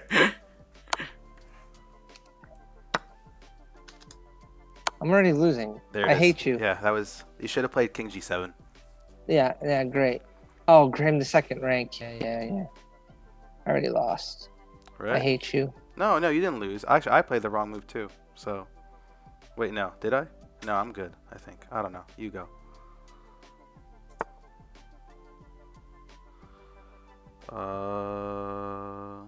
No, you don't. You got to go to E7, and then I go. Yeah. Okay. You still got it. There you Yeah, I know, but not the way I wanted to. I wanted to do the bridge. I didn't get This to do was the fine bridge. too. Actually, it's still winning even after f6 check. Even if black goes king e8, you have king g7. Yeah. But yeah, Charlie, your instinct there should be king g7. That should be like an automatic move for you. That's basic. It should be automatic. Yeah. Because then you pre-move f6, f7, f8. You're done. You can literally pre-move that. Eyes closed. Okay, yeah, not the best defense for sure. I was just trying something different. Just seeing, because I don't know, he already saw what we wanted to do. Yeah, but honestly though, I was thinking of this bridge, and I'm thinking we got a raid. I'm not sure if you saw that. Hey Matt, thank you for the raid. I did. I mentioned it. Yeah. I'm sorry. No, all good. Yeah, the thing is, it's like, I know I just showed you guys the winning technique. It's still, people still mess it up, right? Sure. People learn it. They like, oh, I understand it. But it's good to practice it, like to actually right, like do it yourself. So let's do it one more time. Can I get black again? Just and do it the right way for him? Yeah. Yeah, but now I have to think about this bridge thing because I don't have much experience. You I got think it, man. I You know. got it, Charlie. No, I didn't do the bridge here. Did I? No. Well, that's what we're gonna practice. Yeah, I know, but I think what happens to me, unfortunately, is that if I learn something or see it with a certain color on top, it's hard for me sometimes to think about it from the opposite perspective. Oh, I see. weren't you looking at it from White's point of view, or no? I probably was, but it could be just excuses. I don't know. It's just I obviously had trouble doing it. So, fine. I'm ready either way. Here we go. And yeah, those of you in the chat that are like not too familiar with this, or like you haven't practiced this before, make sure to practice it. You can, I put the FVN in chat so you guys can play it out against the engine. You can do it. You can find it on chess.com/drills. It's one of the in-game drills. You can also, find someone in the dojo, say like, hey, I want to practice some end games. You guys set up the position, play it out. You can analyze with the engine afterwards to see if you missed any defenses or any winning continuations. Very, very important to practice this with the hand Scotty, groups. what? I Oh, needed to move. I'm sorry. That's chess.com flop. Anyway, we'll go again. Here we go.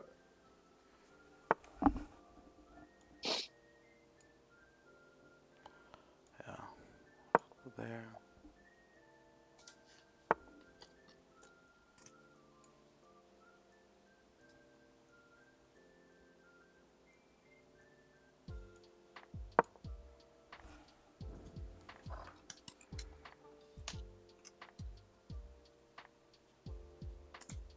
Oh, shush. My screen went crazy. Okay. Can't.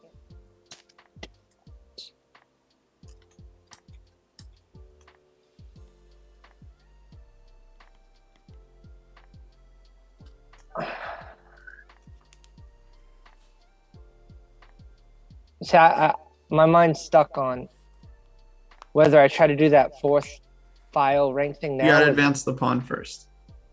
You have to get the pawn to the 7th rank? Yeah. No.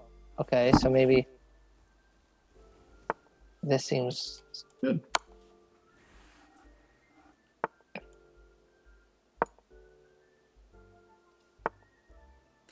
Yeah, this endgame is very important, guys, because a lot of rook end games, they come down to rook and pawn against rook, and they end up often in very similar positions. So very important to practice this one. now through process of elimination, unless I want to get my king to f8, maybe it's e4 now.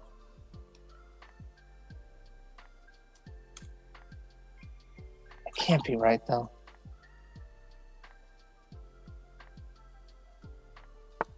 I'll do it anyway. Gotta advance the pawn, Charlie. All the way to queen? Well, what's your plan here? Are you not trying It to is clear the eventually, pawn? but no, I know, but I'm trying to get this bridge thing. Well, first. no, Like, first the pawn advances, then the bridge.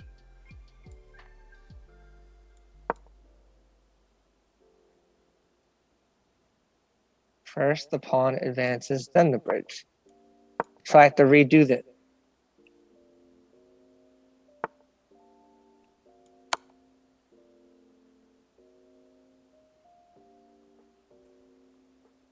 I wasted a move. Hold on. Why is my mind foggy? That's that.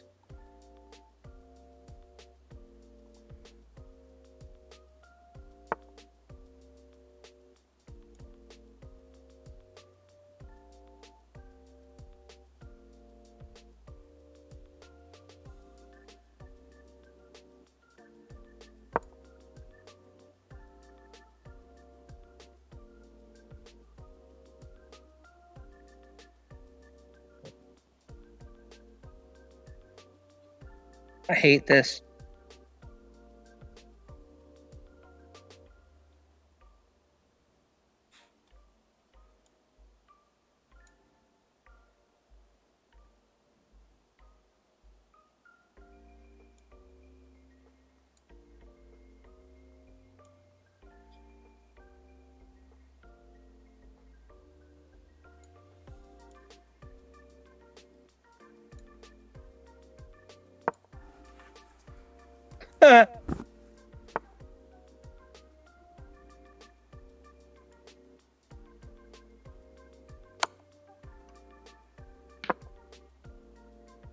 Yeah. Cool. Nice. I still don't feel like I did this bridge thing. Like, is it not going to that point? Let me pull this one into analysis board. We'll Because I understand. we'll talk about I it. think that you're trying to promote your pawn. Oh no, But I our didn't- camera is off. So the bridge only happens at certain circumstances. Sometimes you're supposed to just promote your pawn first. Yeah, you're trying to promote the pawn. Let me invite you guys to my board. We'll put the link in Zoom. Right, you're trying to promote the pawn. Yeah. The bridge is something you use when black puts up the ultimate resistance, right? They keep your king from getting out. So your king is stuck in front of the pawn. And then when you try to get out, they're giving you a bunch of checks. So it's never able to get out and you never have time to promote your pawn. Okay. So the bridge is something you use so that your king can escape the checks, Mhm. right? So that's only in the situation that they're actually playing the best move. If not, you just promote your pawn like normal. Yeah, there's many ways to defend badly and then the pawn just promotes. Yeah. Okay. So if you're having trouble promoting your pawn, that's when you have to have the awareness. Okay, bridge is the way to get this. Yeah, specifically when your king is getting caught in all these checks. Okay. I sent the link in Zoom, Charlie, for the Oh, board. I'm sorry. Yeah, it's okay.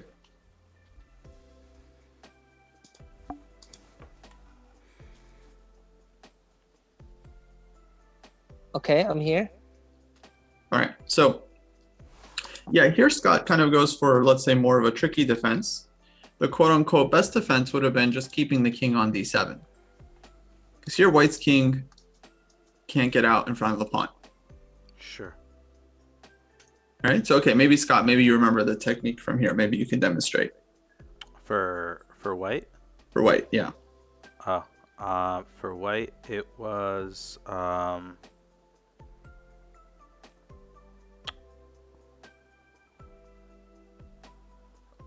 yeah. So king G7. King where? G7. Oh wait. Oh, you can't. You can't. I'm sorry. So just you can move your you can't move your king.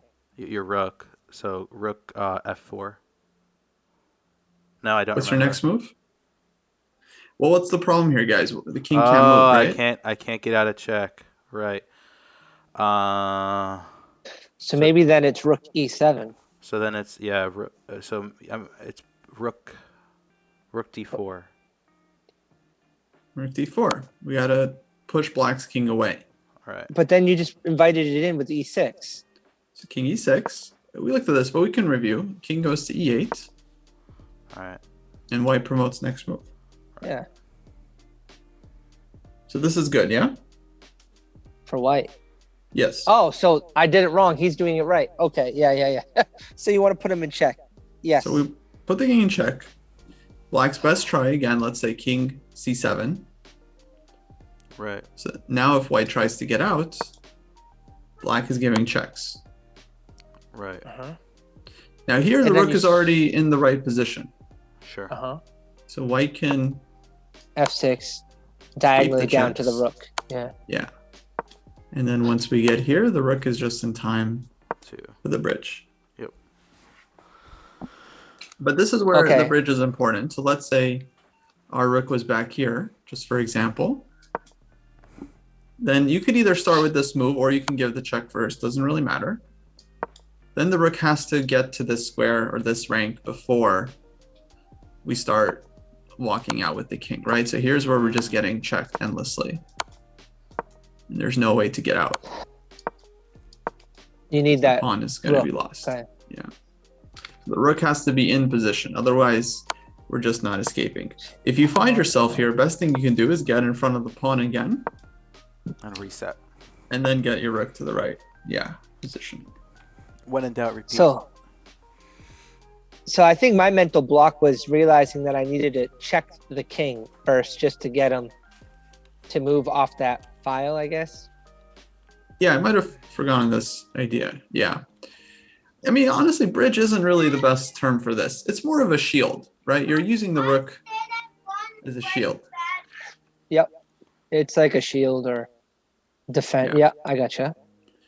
So if black puts the rook here, for example, on, let's say, the e file, then you could try to do the same, let's say, bridge technique, and also play like rook g1, and the king gets out this way, and black won't have any checks. So this is also another form of this kind of shield. You're shielding the king from checks, and then the pawn is promoting. So it's all about getting the shield. The reason black goes this way is because if we try to shield on the e file, then the king is able to cover these escape squares. So that's why you got to push the king away, and the rook gets ready to build a bridge. Yeah, the rook is like the lead blocker or like fullback or something. Yeah, fullback, exactly. Exactly. I know what a fullback is. So, yeah, guys, most important thing. I didn't say he didn't know. Did you say he didn't know, Scotty? He heard you. He heard your tone of voice. Yeah, sure. You got to practice. I would encourage everyone to practice this. I've seen it like so many times. Someone's like, oh, I know Lucina. And then I'm like, okay, let's play it out. And then they try to remember, they make, the right move at the wrong time, and it doesn't work. So you really have to practice it, because it's not that simple when the clock is running and you have pressure. It's not the same as when you're like watching a video.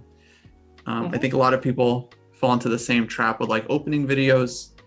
Someone's showing like some opening variation. It's like, look at this cool thing, look at this cool thing. Then you actually sit down and play the opening over the board. And it's like so many different things could happen. And it's like not what you saw in the video, right? So it's like, you got to practice these things yourself. I think what happens is people have the basic knowledge and understanding to recognize it. If somebody said identify this, but they don't have a deep level of knowledge and understanding and experience to apply it to various contexts. So that's what makes it challenging. There's a question about what kind of position can be transformed into Lucina. So yeah, a lot of times it starts actually from back here. Like once we start here with black's king cut off, there's no way to prevent this kind of Lucina position. White's king is advancing, the pawn is advancing, and eventually we get the king to the back rank, the pawn gets to f7, and then you do the bridge technique. Yeah. And to do the bridge technique, the pawn has to be on the seventh or second rank. Right. And and it's like just the last line of defense to get the promotion. Yeah. Now let's say white's rook was on a2, and we had this position with white to play. What do you guys think would be the best move for white? E2? Yeah, check and then No check. Just check E2. Which is a check. Wait, this is D2, this is E2. E2. Rook E2. Right? Yeah. So why are we giving check?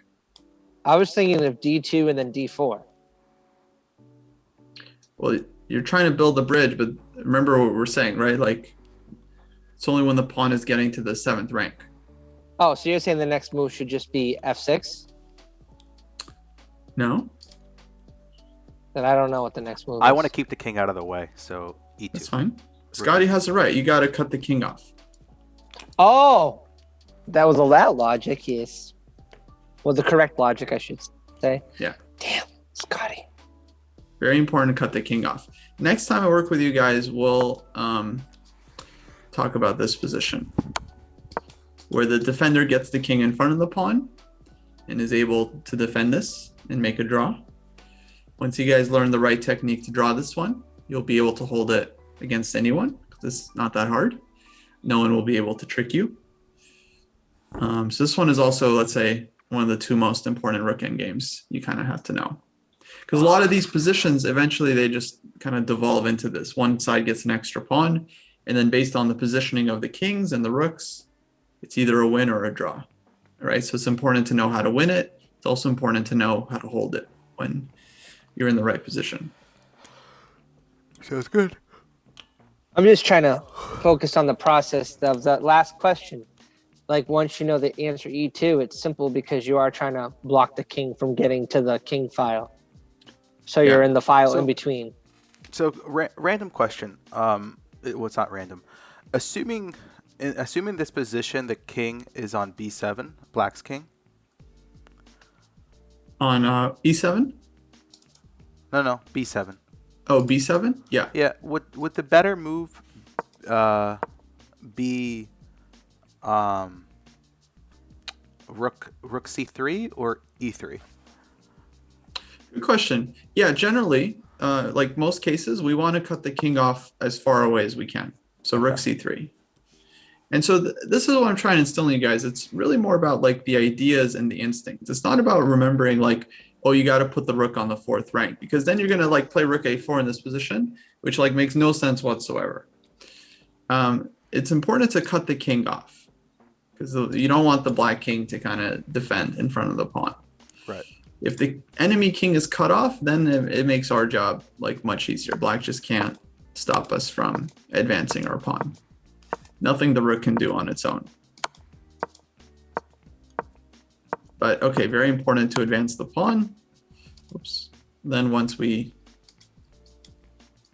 get here, it doesn't matter where the rook tries to cut the king off. We can immediately shield the king. Right here, we don't even need the Lucina. We don't need the bridge. So we're just immediately shielding the king and getting out. Cool. Yeah. So cut the king off, advance the pawn, and then find a way to shield your king. It's kind of a 3-step process. Any other questions, guys, on this? No. That's good. No, I just love learning things and like a deep conceptual understanding like you're doing so you can apply it in different situations. Because you see it in one area of the board and then all of a sudden you just move it a little bit this way or that way. And then all of a sudden mentally sometimes you think it's something new, but reality, you're just applying it to a new context. Yeah. Right. Yeah, there's many endgames where the right move is to cut the king, right? Cut the enemy king away. And so it's really important to learn the concept and kind of learn when to apply it. Because I mean, for another thing, like people often learn like opposition. There's many positions where it's like someone tries to take the opposition, but it's like completely irrelevant to what's like you could take the opposition or you could go win your opponent's pawns. And people are putting the king in opposition because like they've learned this idea. They think they're supposed to do it in every situation. That's right. a good question. If you can get checkmate or win a queen, you better win that queen. Exactly. Kostya, Zero Sum has a great question. A great question in the chat is: does it change whether it's on the A or H? Yeah, really good question. Generally speaking, rook pawns are much harder to promote than everything else, meaning a pawn that's on like a rook file, and it gives the defender a lot more leeway. So let's put a position on the board. Let's say something like this. This one is drawn, even though black's king is cut off, because there's just no way to get the king out from the corner. Let's say white can try to challenge black's rook like this, but then black just steps off to the side and there's still no way to get the king out. Yeah. So this one is only winning if black's king is cut off by like multiple files. Let's say I think this position, this would be winning because white has time to get here before black can come back with the king. But it's kind of specific. We might work on it at some point. I don't think it's necessary. Definitely not necessary right now, but at some point would be useful to learn this one as well. Cool. But yeah, rook pawns, whether you have rooks on the board or whether it's just kings, give a lot more drawing chances to the defender because simply you don't have room to get your king out of the pawn's way. All right. No worries, Zero Sum. I read what you said. No, it's a great question. Yeah. Yeah, but he's kind of doing what so sometimes people know the answer, but they think it's helpful for the room to all know the answer. So he's just trying to clarify that he knew the answer. He just wanted to hear it addressed because he thought it was beneficial. Okay, So- let the record show zero sum knew the answer. I do it all the time because of being a teacher. You often try to let people think, and if you just say the answer, sometimes you don't help people really get to the critical thinking stage. So Yeah. Fullback. No, all good. It was. I'm sure it was helpful for yeah, a lot of people. many people out there. Yeah. Cool. Let's see. Do we want to play games? Do we have time for that or no? I gotta run, guys. But if you want to keep streaming and play some games, I think that'd be a good idea. All right. Yes, sir. My wife's not yelling at me, and my kids are doing great. So All right. Well, thank you for joining us today, Kostya. Appreciate it. yeah, thanks a bunch, Kostya. We always enjoy having you with us, and it is your stream too. So it's nice to have you here. Yeah. Absolutely, guys. My pleasure. Happy to be here. I guess you guys will continue working week after week. My advice: keep doing the hard stuff, right? Solving problems that are maybe not so obvious, spending a little Sure. bit of time thinking about them, then reviewing the solution very carefully. One thing I don't want you guys to do is, like, let's say the solution is some move, maybe you didn't consider it, and you're like, oh, okay, I guess this was the answer, and then you like move on. No, you gotta like spend some time with it, really try to understand, like, why is this the right move? You know, what happens against the most obvious defense? Right. How does one side, you know, get the advantage, or what's the objective of the move? You know, definitely explore the answer. Right. No, that's I'm a little guilty of that sometimes, where I'm just like going through puzzles at 100 miles an hour and whatever. Like, I but- think something that's another obvious thing that you hear all the time is if you don't use it, you lose it. But I'm even noticing, just because I'm not playing as active as I was during the school year, which was me doing a lot, that some things that I once had a better understanding, I don't want to say a firm or a full, because I'm just a noob still, but I had a more complete understanding, and now not using it, it kind of like, you kind of forget it because you're not being actively engaging with what you learned. Right. So Yeah.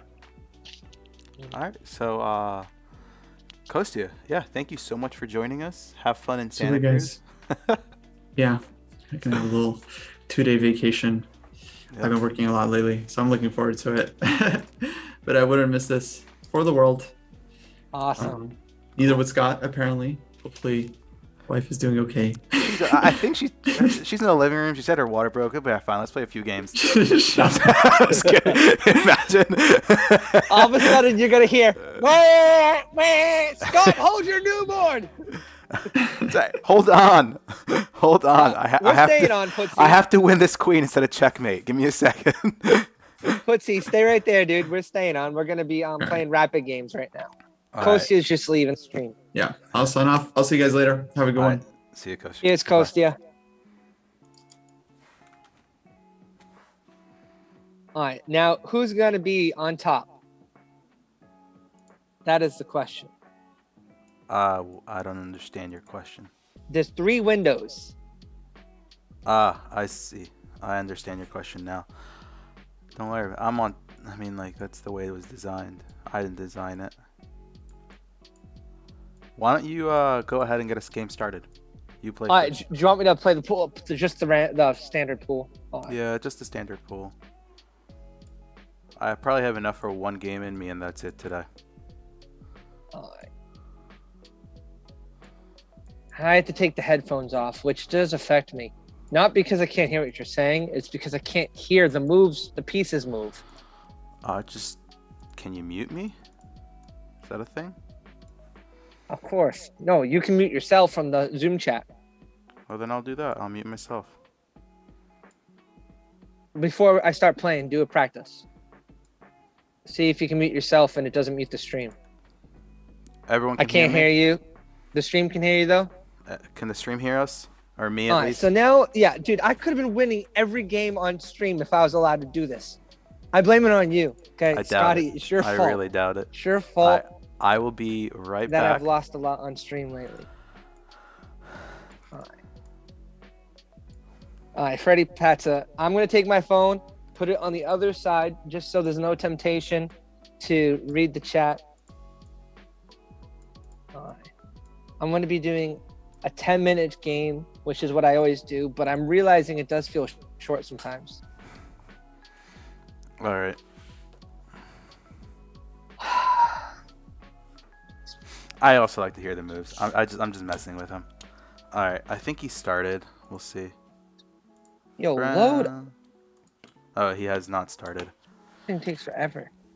And I'll be right. I'm gonna as soon as this game starts. There it is. I'll be right back. Oh, I'm versus Legolas. This is amazing. Oh, that's funny. Oh my goodness, I'm versing Legolas. This is. Oh my goodness.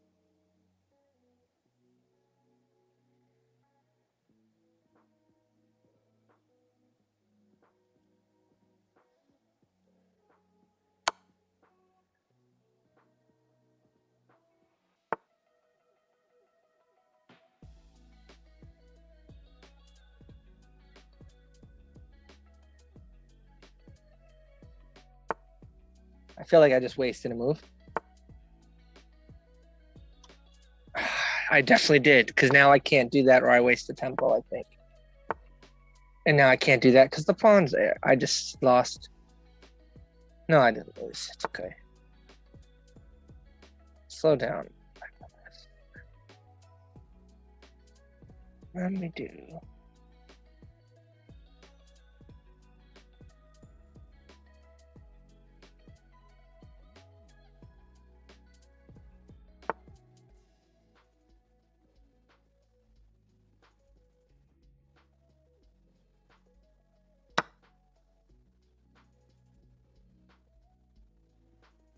Hi everyone. Sorry. So looks like is there an Elvish Gambit? It's not the actual Legolas. His Discord name is Legolas, and yeah. Let's see what is going on here. Looks like they're about even on material. Charlie just got the dark square bishop from the feller. Kind of messed up his pawn structure a little bit. So what's going on? The guy could push.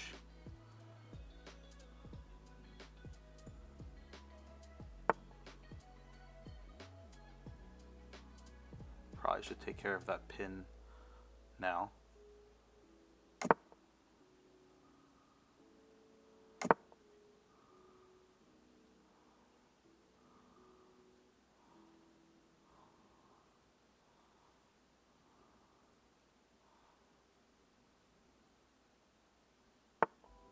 Yeah, I like that move a lot. There you go. What is a Pooh Bear? Like Winnie the Pooh? Because I am, my love. Winnie the Pooh. I am still on stream. You can go potty. Alright. You got this, Charlie.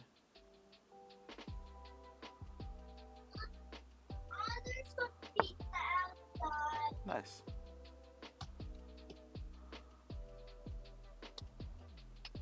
Nothing crazy.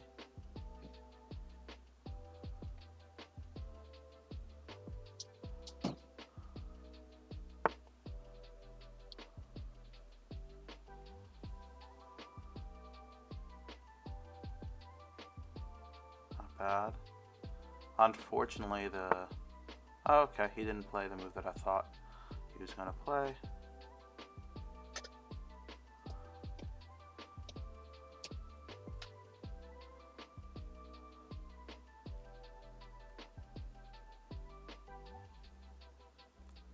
Fun move. I mean, Charlie could threaten mate with Queen C6. Oh, yeah, I'm gonna eventually go Queen C6. He just said that he's eventually gonna go. He's gonna be able to defend that though. It is a bear. It is a bear. If I go there. Oh, he just weakened that. He just weakened that. That's great for Charlie.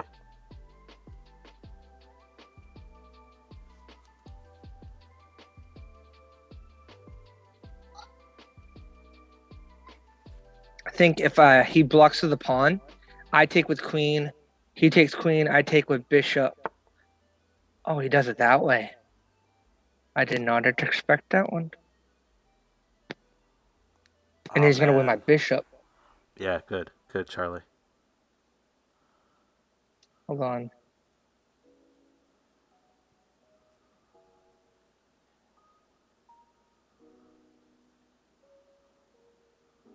I don't want him to get my bishop.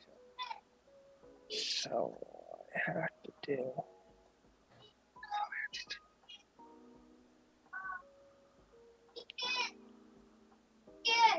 Boys, you're clogging my brain. No, he doesn't win Lydian, the bishop. stop He talking, doesn't please. win the bishop. This is actually a super cool move for Charlie. Charlie. No, because then if he takes with that and I grab with that, I just lost. I can't think. Yeah, exactly. Oh, my brain. D4 threatened the mate. Yeah, it's Brain, protected my tactically. brain. Exactly. Oh, my brain hurts. Come on, Charlie. Why see does it. my brain hurt? See it, Charlie. See the tactic. Where's there a loose piece? There is no loose pieces. I lost. No, I didn't lose.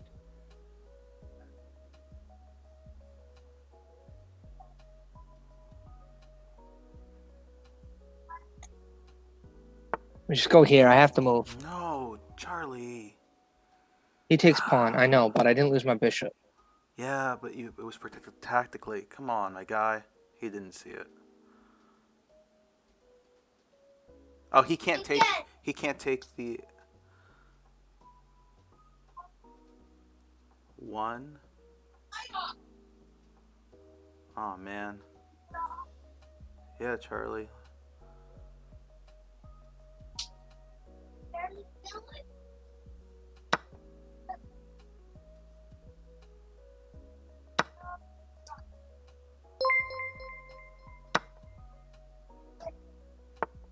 Do you want to go? I have a good camping spot. You can follow me. You can follow me. I have a good camping spot. Let's go. Let's tell me. Let's follow me.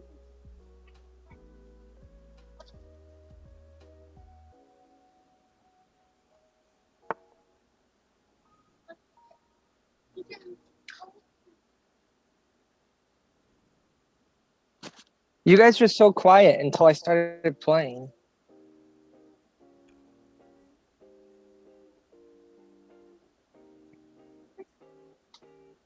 Hey, I'm in please check. I research take the with a raid. pawn. I'm gonna get checkmated. Let's go in here. Just the campsite. God is out there. No. Just play. You can bring some of your stuff. Boys, please stop talking.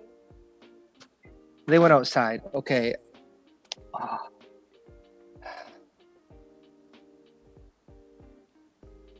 This is why I can't play chess when they're awake. It's raining outside. Jeez Louise.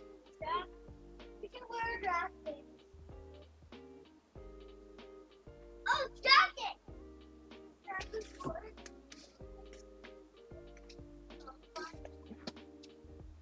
Mommy, where's my I think Queen C2 wins.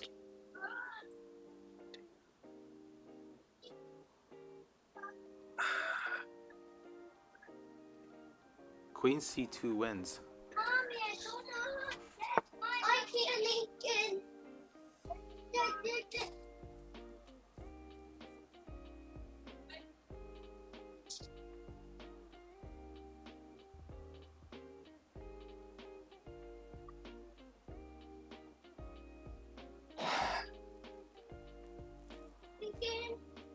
I don't like that move.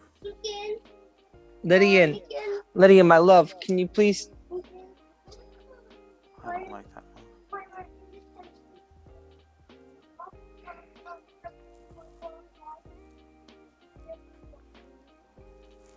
I don't understand it. Anyone understand that move that he just made? Oh, guys, shut the fridge. That's what the beep is. Lydian, go shut the fridge, please. Thank you. Ooh, for a second, I thought he was about to say something different. Just shut it. Woo! I don't know why it's making noise. Something's blocking the door. Nathan took a piece of cheese The out. title can use an update.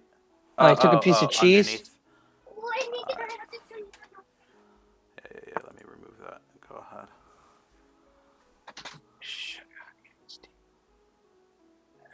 I don't have time for this. I don't have time for this. Okay, so that's right. Can't go there. Take the pawn. Take the pawn, Charlie. Take the pawn with the rook.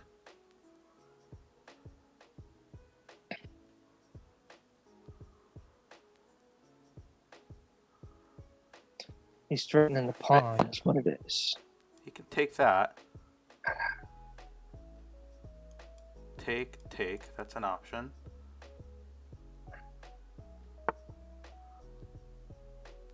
I lost a pawn. I know. I don't know what else to do.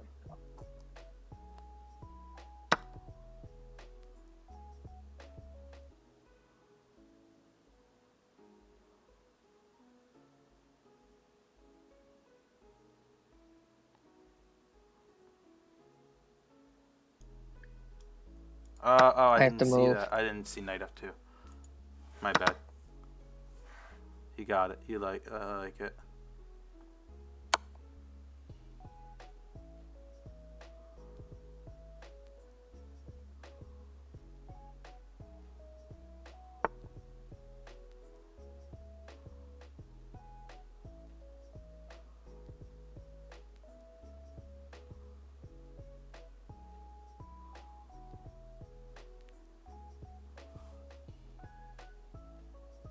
This is fine. I think this is fairly even right now.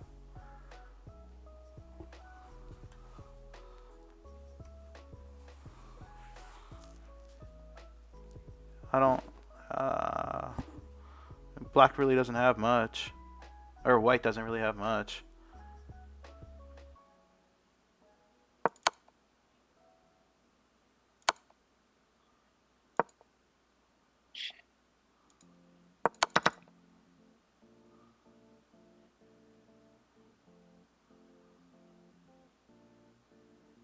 Wait, the queen was hanging? He's going for that.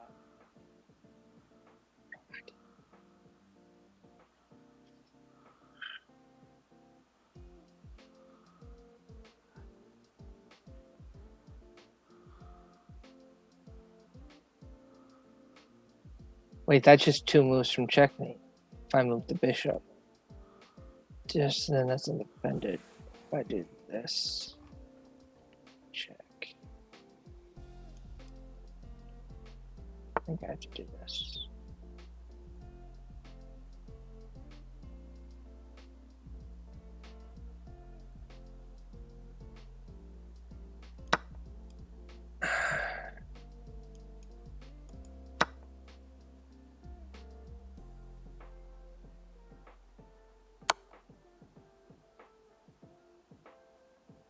Sugar honey iced tea.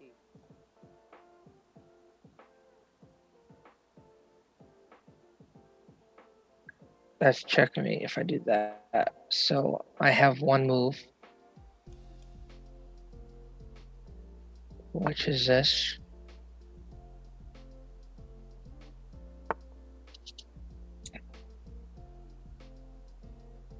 That's 1 move from checkmate.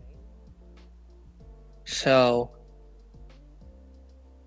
if I got 2 minutes. If I do check with a rook on e1, No, that doesn't the work. king has to go to g2. No, can't check there. And I'm not on a white square. I can't get there. Do I delay anything? No. I think. But check, if I go to and then g8 there. with a rook, All right, so defending that, he check, just goes down. Check. There. There.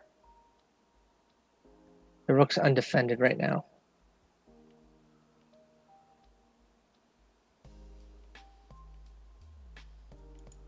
No, I'm here. dead.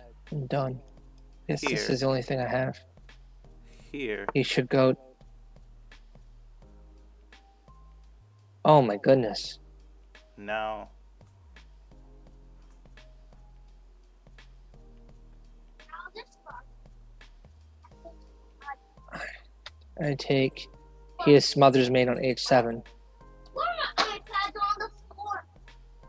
Daddy, my iPad's on the floor. You put it on the floor. I'm sorry. I don't know why I play this game.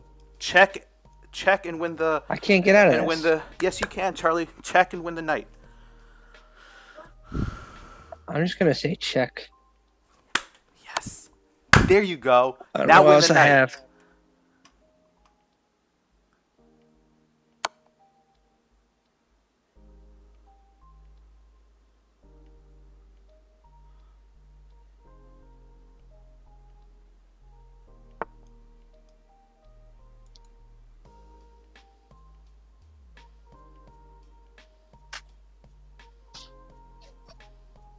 Yes, just there you go. That's something.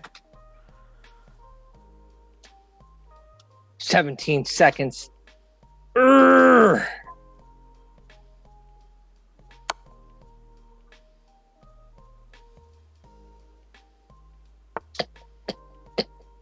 Ah. I hate my life. Yeah. This guy can take it and shove it up where the sun don't shine. Well, I don't know what else he's. No, you can unmute yourself in my pain Maybe and he should've gone suffering. there. I don't just know, got- something. I got an arrow through the heart from Legolas over here. Yeah, I missed F6 too. Okay. Hey, can you hear me? Yeah, I can hear you. I don't know why That my wasn't- kids decide to talk when they leave me alone the whole stream, and finally, when it's time for me to play, they start chirping. That wasn't bad. You did a decent job. Yeah, but I lost. What yeah, can I it learn from happens. it? Did you learn from it? Yeah. I'm not really that mad. Sounds like you're mad. I'm more frustrated that I'm not where I need to be, and I'm not playing as good as I was when I was doing my 1400 push. But when I get to 1400, I was putting in hours a day, and this summer haven't been able to do it. So Sure. I get it. I thought I was doing well, and then all of a sudden, the tides turned. Yeah, you were, in my opinion. Can we go to an analysis board or something? Yeah, I'm inviting you right now. All right, thank you. Cool. So, off the opening, I made a mistake. you did? Where? I think I went too fast on the bishop out because I wanted to pin the knight, but I got screwed up because I don't think that was necessarily a bad move. The bishop move. yeah, but I think E7 and just leave it there would have been more sound. I lost the tempo, I thought. I don't think so. I think that was a decent move. I don't think. I think well. that was. Maybe my D5 push was wrong. Yeah, like I think this was fine. Now, I didn't want to trade because then they get to develop. They trade and develop at the same time. yeah, but the thing is, when you don't trade, they get to develop regardless. I don't know.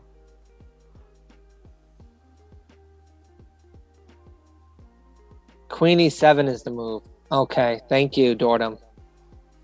See, I'm trying to do right here the Nimzo, and I'm just experiencing and learning from experience what's best. So I should have gone Queen E7 defending the bishop. Okay. Okay, thank you, Dordum. We appreciate it. Okay, so Queen E7. And then if they trade, bishop takes, queen takes, check. They defend, I win the. No, can't they just defend? Oh no, because if they defend with a knight, I get the pawn on b2. Mm-hmm. Now go back and say they defended with the queen. I get the pawn on c4. Is this the correct logic, Dordum?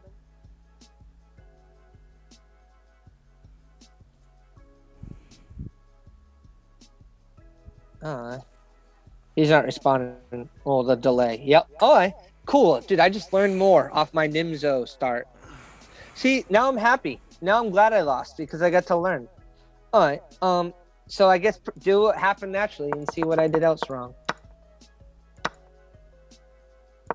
See, I thought I was doing good right here. Yeah, like, I think this is good for you. Like, I don't think you're doing bad here. I unpinned and castled. Where? I gotta figure out what is. When did it turn? When I lost. When they did the tactic to lose my bishop, I thought. Oh, that tactic. That pissed me off. It was this. It was just this push right here. There it is. So, What was the best way out of this? Not getting into it. well, not getting into it. Yeah, sure. So, like...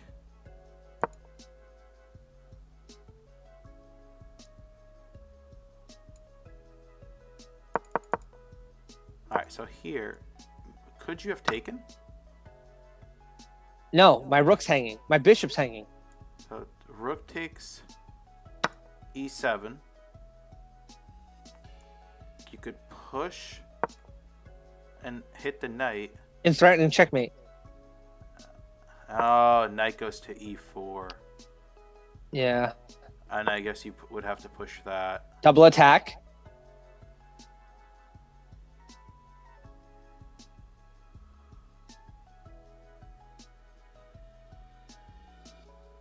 Double attack. If he moves the knight on the right, it's checkmate. Yeah. But there's a problem. They could attack your queen. Yeah. Yeah, rook c1. So maybe this didn't work. Maybe I lost already. Let's say they attack my... Well, then what kind of... I thought I was doing so well. You were here. You went there. I still thought I was doing okay. Oh, actually, look at this. You could have gone... You could have actually... They could have taken... Hold on. Let's say that instead of rook... Instead of queen b... Or queen c5, you win rook... Or queen d7. Yeah, but their knight's there to take back. To take what back? The queen. If they take with a pawn... Yeah, so imagine... Yeah, if they take with a pawn... Fine, you take that. And they take with anything. They could take with their knight. I know, but like that's you're already losing that pawn. We're trying to mitigate, you know. I gotcha. Like, it's just a trade, not an advantage. Not an advantage. Another thing is if you went there and they took anyway, you actually could take the rook or with the queen. And if they were to take your queen, you could take the queen up there. But then they gain a rook. Oh no, it's a trade. It's a trade. Oh. And no, they would take with a rook to develop the rook. They're still sure, doesn't matter. They're still up a pawn. But you have the two bishops. I'd like to find out though how they even got up a pawn. Like I thought I was ahead. Like they got up a pawn but when they pushed d5. Yes, but how did I let that happen? Like what did I miss visually? A double attack on the pawn and the queen? Like I thought I had a like what move should I have done instead? Where?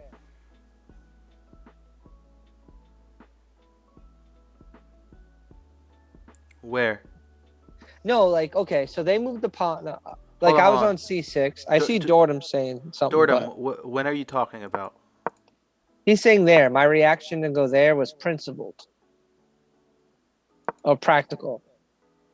But I still got behind. I'm trying to think of where it went wrong. My phone's dying. Goodness sake. I don't know. Yeah, practical.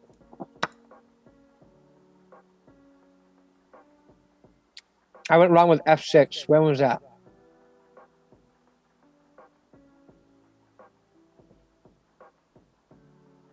Yeah, but here you don't lose the bishop here. With rook d7, you don't lose the bishop.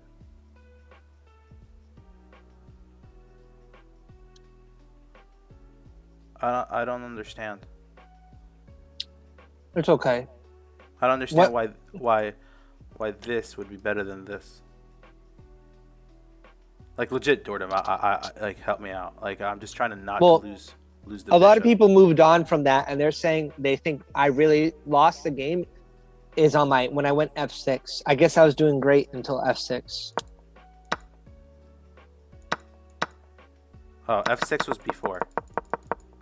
Oh, when you went to threaten the knight.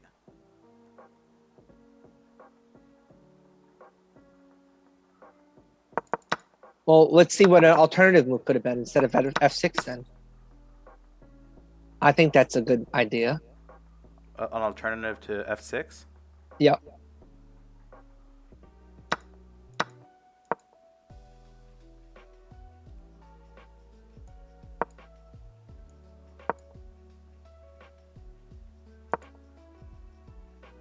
Maybe the rook on a8 to d8. I can't listen to that guy. Yeah, so a8 to d8 I think makes sense. Oh, you think it's rook f or a? It doesn't matter. I usually like to move opposite rook first, so I'd move it to d8. Yeah, d8 or f8? rook a to d8. Okay. Oh, and then you can attack that pawn, and it can't really be defended. That's a free pawn. So this is a good idea where you can see that literally you're doing great. You're doing great. It looks like you're doing better in development or better position. You take your foot off the gas, make one inaccuracy, one bad chess move, weaken your king. Boom, you're dead. Boom, dead. Yeah, Dan, we're doing analysis, man. I know you Just can't tell, but of Charlie's game.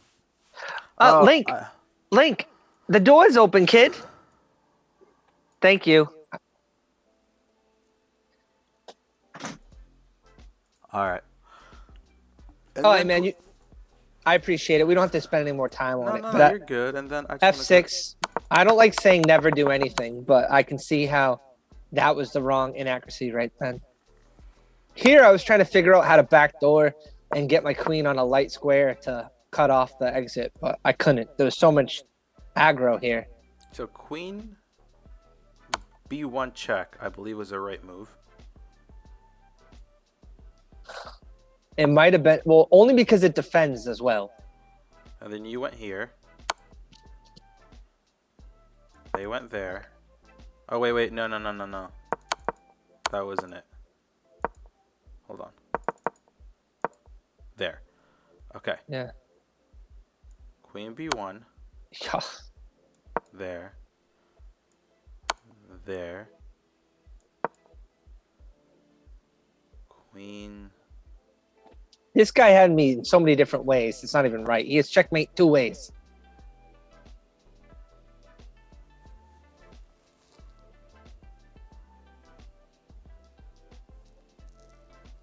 Instead of queen or rook g8, queen b1 check.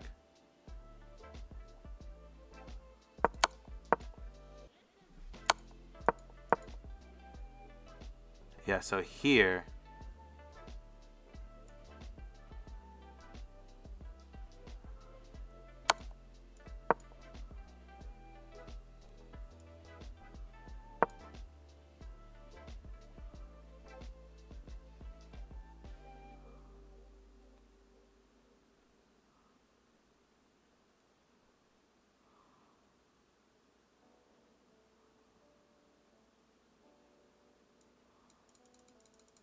You don't have to check, Dan. I guess it was just try to change the ISR on whatever. The check. He's talking about the check on E4. Oh yeah, I don't know. That's just a move. trying to prolong. Anya, thank you for the follow. All right, that's kind of it. All Wait, right. so right now it's even though? It's just he's got the attack. No, it's he. I mean, I think he has an advantage. His queen and rook are on Can the you seventh can rank. you can you trade off the queens? I literally closed out of the game. I'm sorry. Oh, it's fine. It's fine. You don't have to. I was just trying to think. I do have a passed pawn You do. that if I could somehow promote it. You do have a pass pawn. Yeah, no worries, Dan. All right, I'm gonna go ahead and play a 10-minute. All right, let me follow you.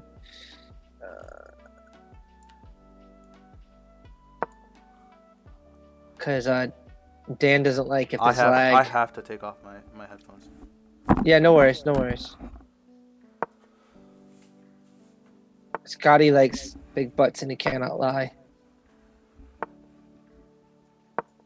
Good night, Putzi. Thanks for hanging around. Oh, jeez, he moves. How do they get to move 4 already in 10 seconds?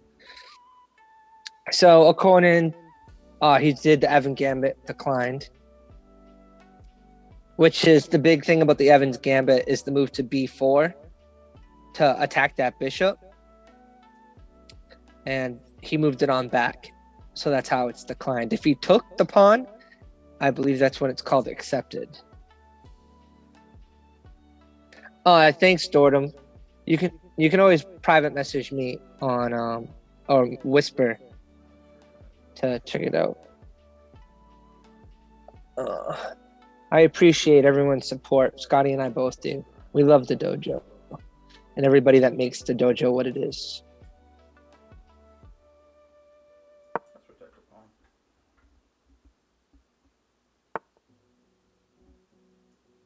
So he's hanging his nut pawn, but it must be a standard. Why are they moving so fast? Oh, because they're in the 1200s.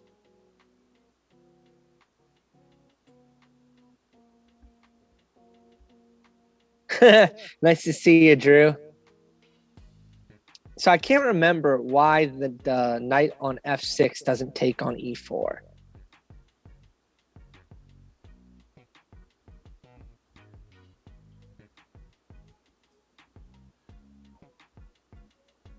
I think it has to do with some type of rook to e1 type of tactic.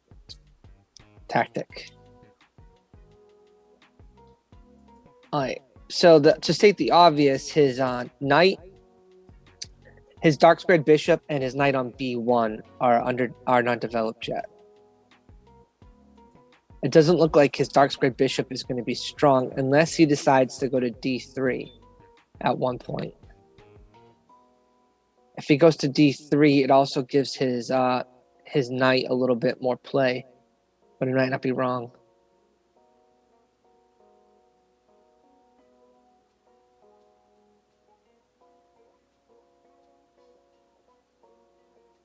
Now there's a4, a5. Yep, there is a4, a5. My mind is telling me that Scotty's trying to think of how he's going to develop. Or he's going to just read the chat and do what Drew says. I'm just kidding.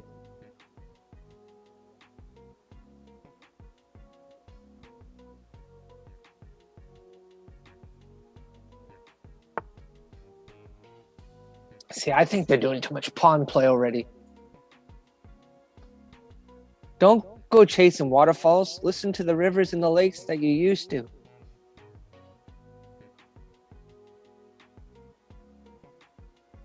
Yeah, I said e4 hanging a long time ago, just saying. But there must be some standard stuff. I'm into just winning. It's TLC.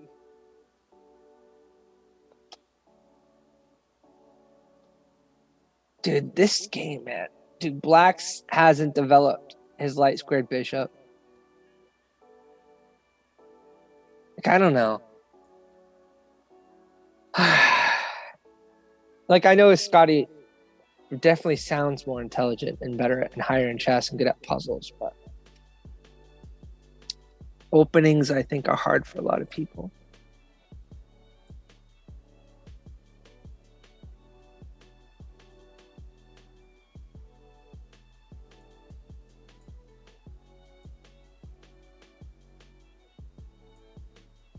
Dude, Scotty, you gotta fix your pieces, man.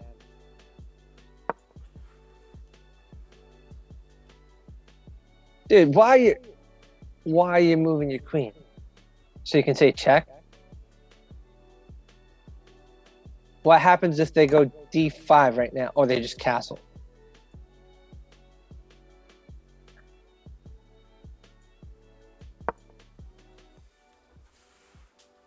A double attack. Okay. He's thinking to push the pawn to b5, attacking the knight, attacking the rook.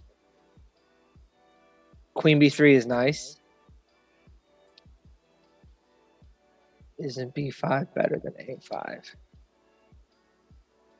I think he's doing b5 is what I'm saying right now. Yeah, he can attack the knight and his bishop's attacking the rook. He's going to definitely win a minor piece of some sort, I think.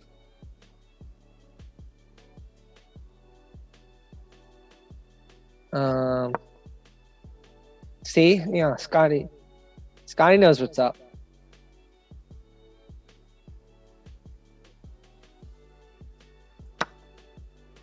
Take the rook. He didn't see it.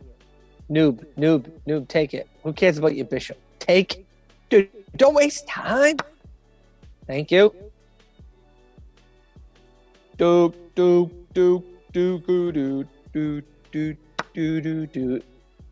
Now take with bishop. Don't take with pawn. Take with bishop. The pawn on b5. Take with bishop.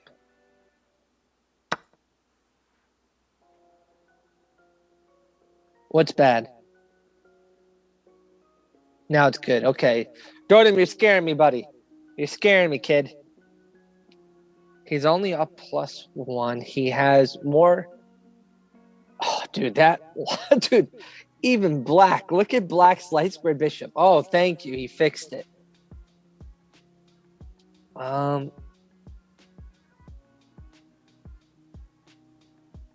I think I would go queen c4 maybe, and then take the knight, and then you're okay, and then you can either take the knight on e4,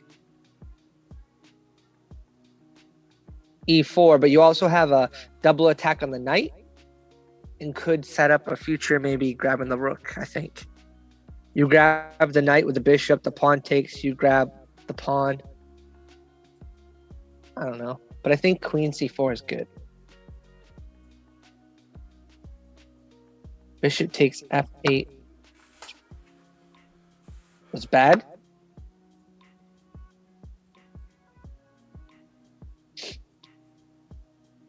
I wouldn't have done that. You double up the pawns, but his knight was doing nothing. Like your bishop, I think, was stronger. I don't know.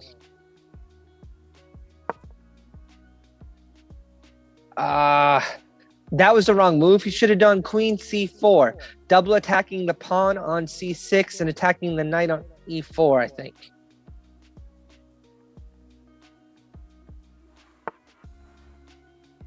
And now he gets neither.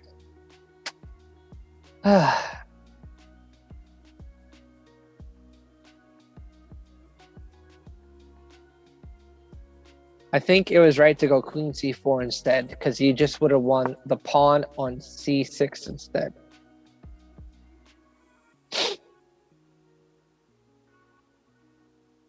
His knight on b1, it's move 15 and it's still not developed. Is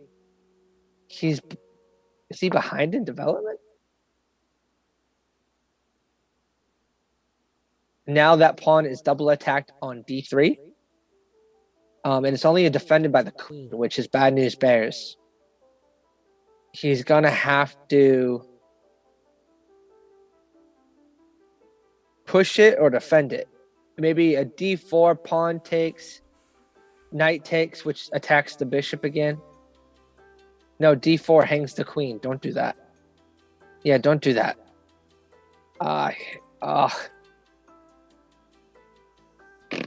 Maybe f1 rook to d1. I don't know. No, you don't want to play d4 here. You hang the queen. I just missed it my first glance.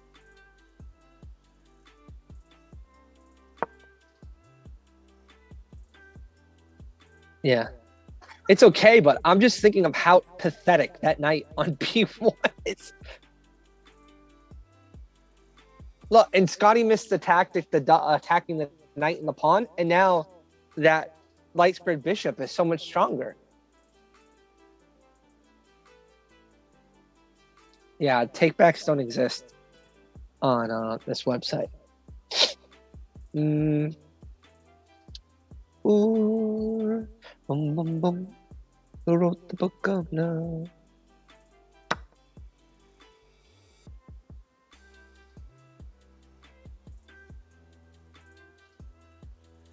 You're done.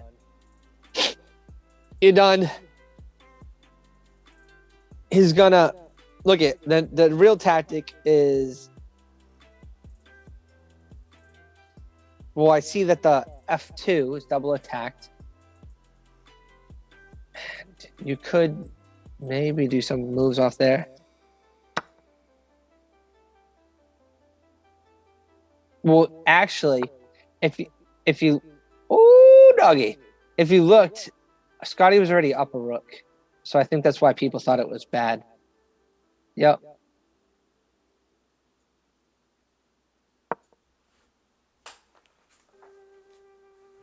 And if he takes the knight, he hangs his bishop. And then his... Does it matter that... So, pawn takes knight, queen takes bishop, pawn takes on G2, king takes... What the hell? What are these... I'm so confused.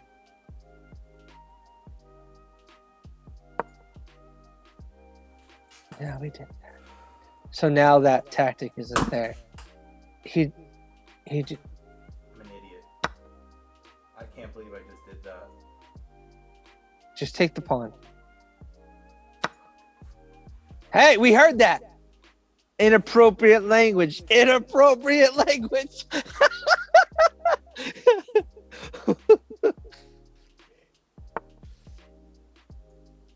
Dude, develop the knight, you donkey. Thank you.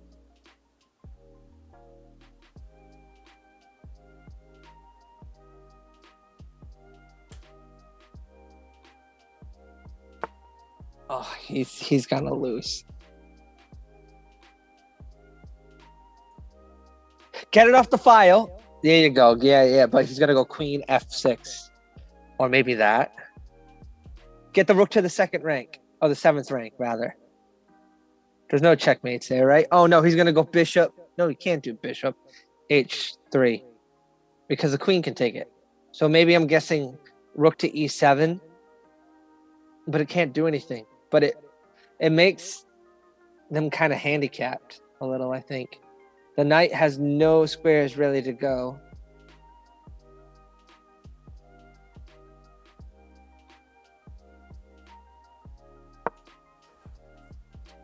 See, he did that, which is principled.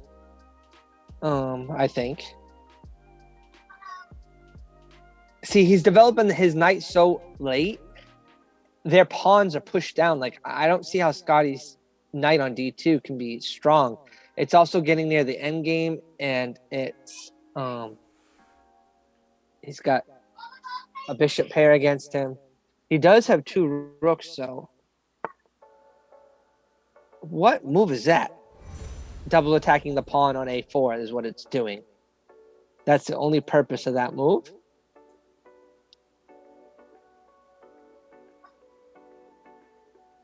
So perhaps the correct move then is to do queen F4. Yo, Regwa, thanks for the sub on the 5-month streak. We really appreciate it.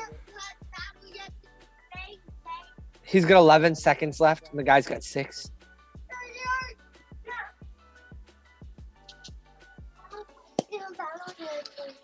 He can't play that. Delete it, please. I did download it. Okay, it's just a commercial. You're not going to play League of Legends on the iPad. Because it's inappropriate. Yeah, it has things that are crazy. Yeah, but not that type of crazy. Wait, can I just die now? No, there's no increment. It's just 10 minutes. 10 minutes, dude. Yeah, my son has League of Legends on an app commercial and he wants to get it. I'm not gonna let my 6-year-old play League of Legends.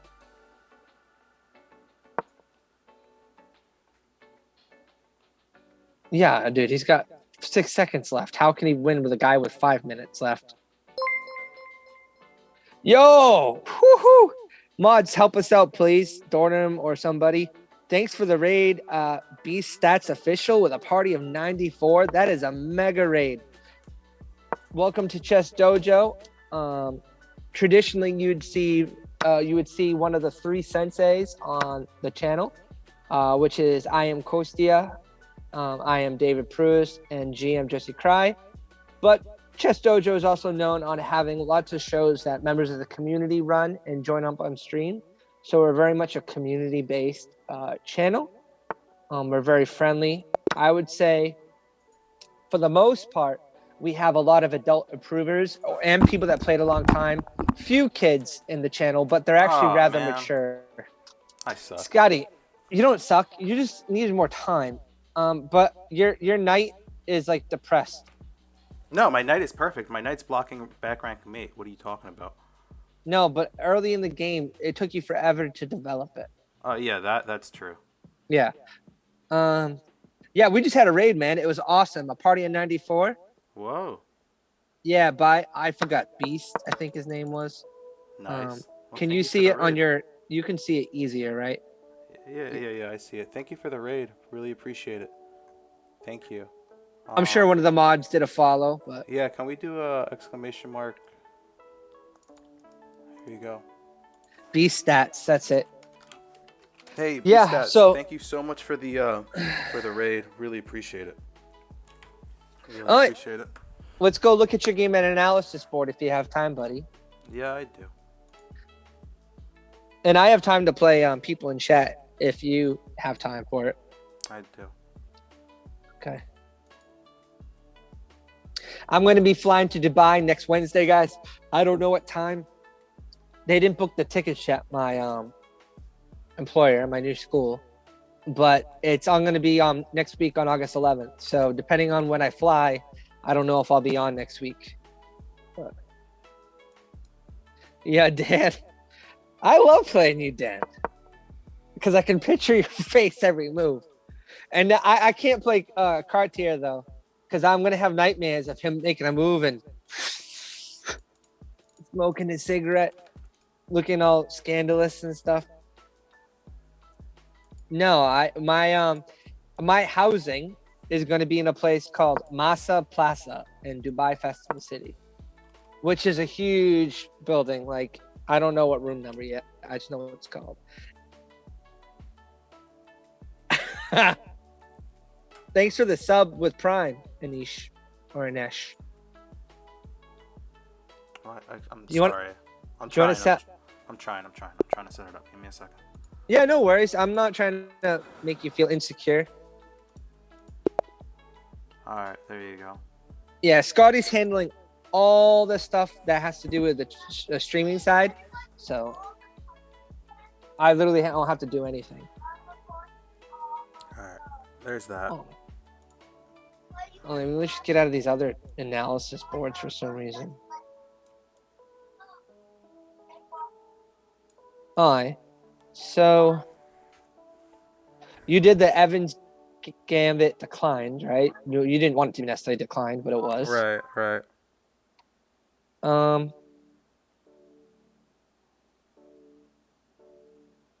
So I don't know what's booked and what's not booked.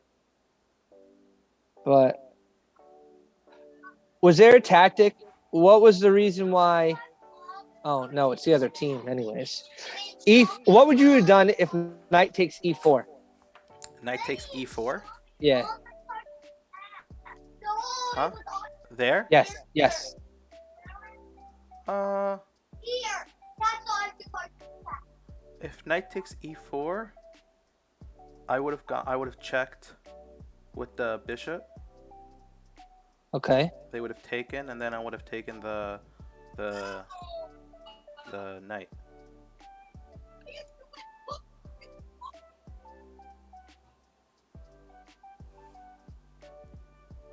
Knight takes e4. You Knight. take. There.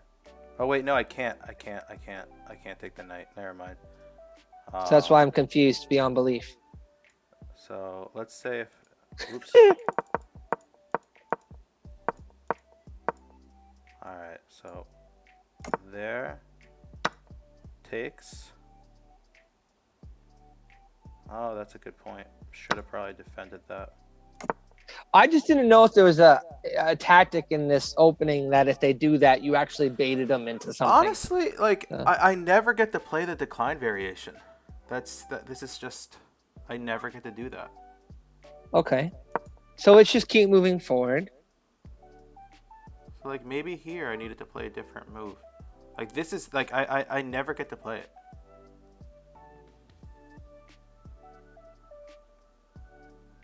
Right? Okay. So Well, you obviously went c3 to defend that pawn. right, I didn't care that much about that pawn. I don't even know why I defended it.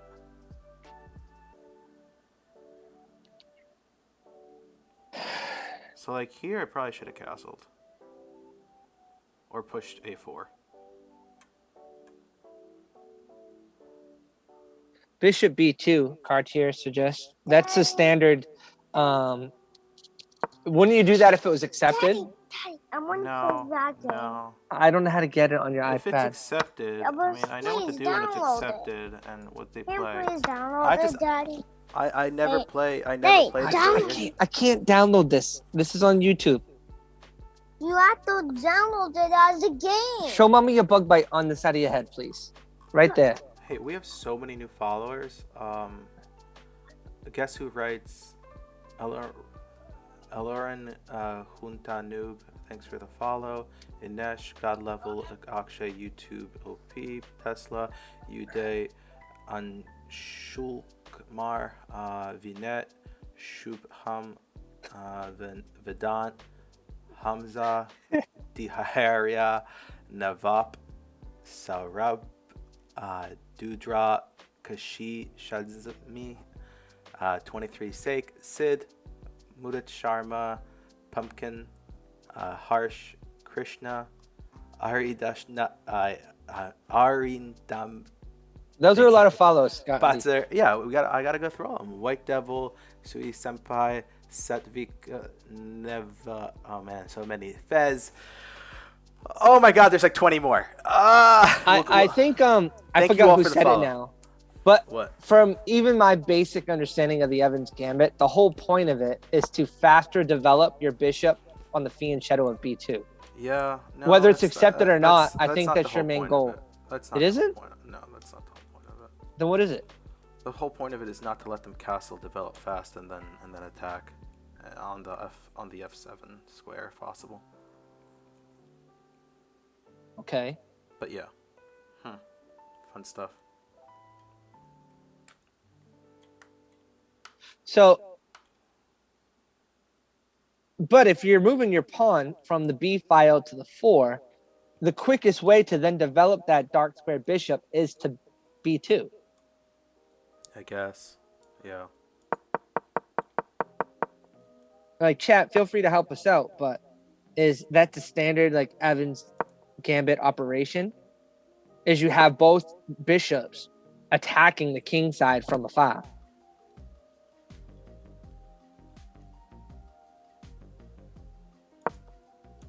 Yeah. Board is frozen? No, the board shows the same on my screen as it is as yours. Okay, there it is. There, it's unfrozen now. Yeah, he says from afar. It's not his fault. From afar. It's okay. But yeah. You seem like down and out. You don't want to analyze this game? Oh no, I'm analyzing it. All right, cool. I'm also pissed. Oh, go back. Oh, I can do it too. There was one thing that you missed in my view. So they did this, right? Yeah. I like the idea of doing this, which I don't know is right, but the logic is you're kind of double attacking, and you eventually trade this bishop too. But now you're double attacking this pawn or this knight that was here, and this knight as well. So you Okay. eventually attacked it by doing like d3, I think, So at one point. there But you is- could have double attacked from here. I think the reason why I didn't want that, there was a reason why I think I didn't want to get my queen more in the middle of. Oh, I was afraid of something. I was afraid of something. Oh, I was afraid of. I was afraid of something. Hold on, give me a second. Yeah, no worries. DM Hokey's here. What's up, buddy?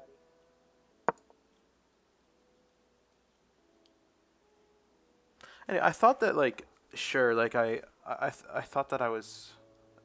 I think I ended up the game better, just lost on time. Hold on. Yeah. You I don't you know. skipped a beat. Yeah, I know. Why didn't you do that? Why didn't you do this? You can say you just didn't see it, but I mean, is it a good move, you think, or no? Because it's not what chat said. It's what I'm thinking. I mean, I think you just have this. Good night, Dan. Okay, now attack the Okay. knight. Yeah, Take. take the pawn. Yeah, but I don't really. I don't really win the pawn How don't you win it? because the bishop goes here. Okay, Another double attacking. now move the queen down to c4. Okay, c4. Now, what was wrong about that move then? Now you're up another pawn.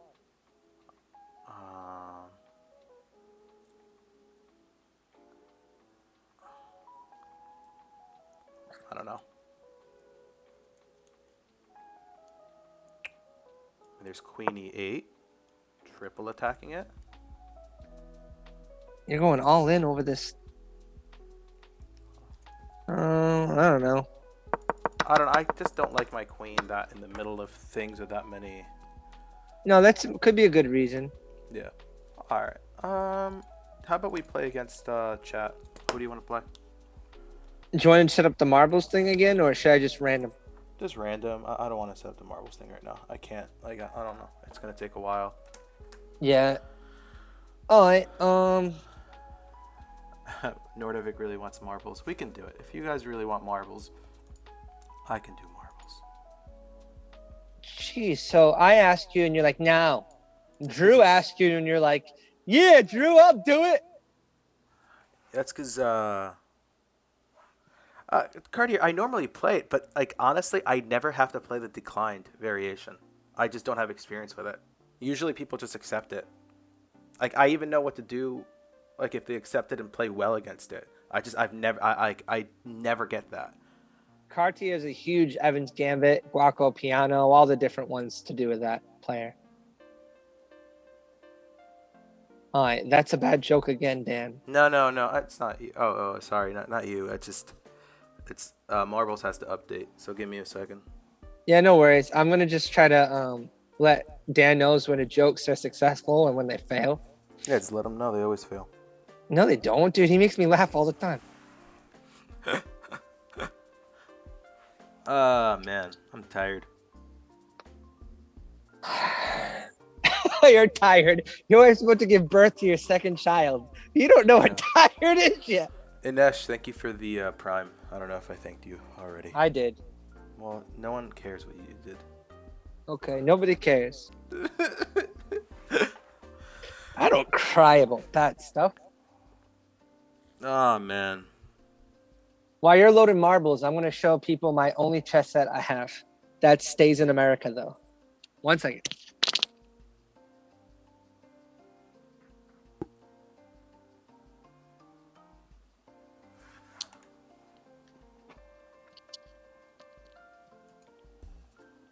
When I got this chess set, I didn't play chess.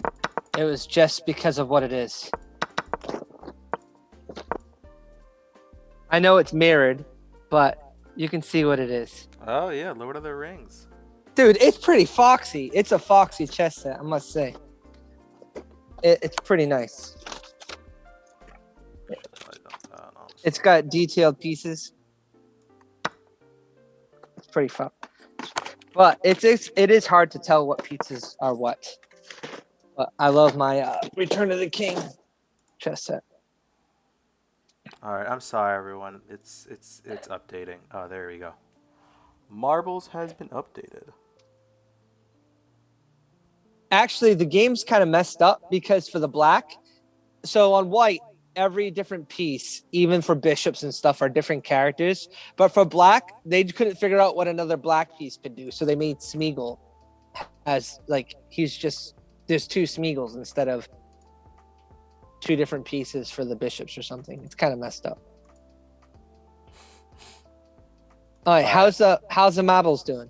Good. Not yet, everyone. In a second, we're gonna do exclamation mark play. In a second, not yet. Let me find a short one, easy one. No, not that one. Bongo Boogie.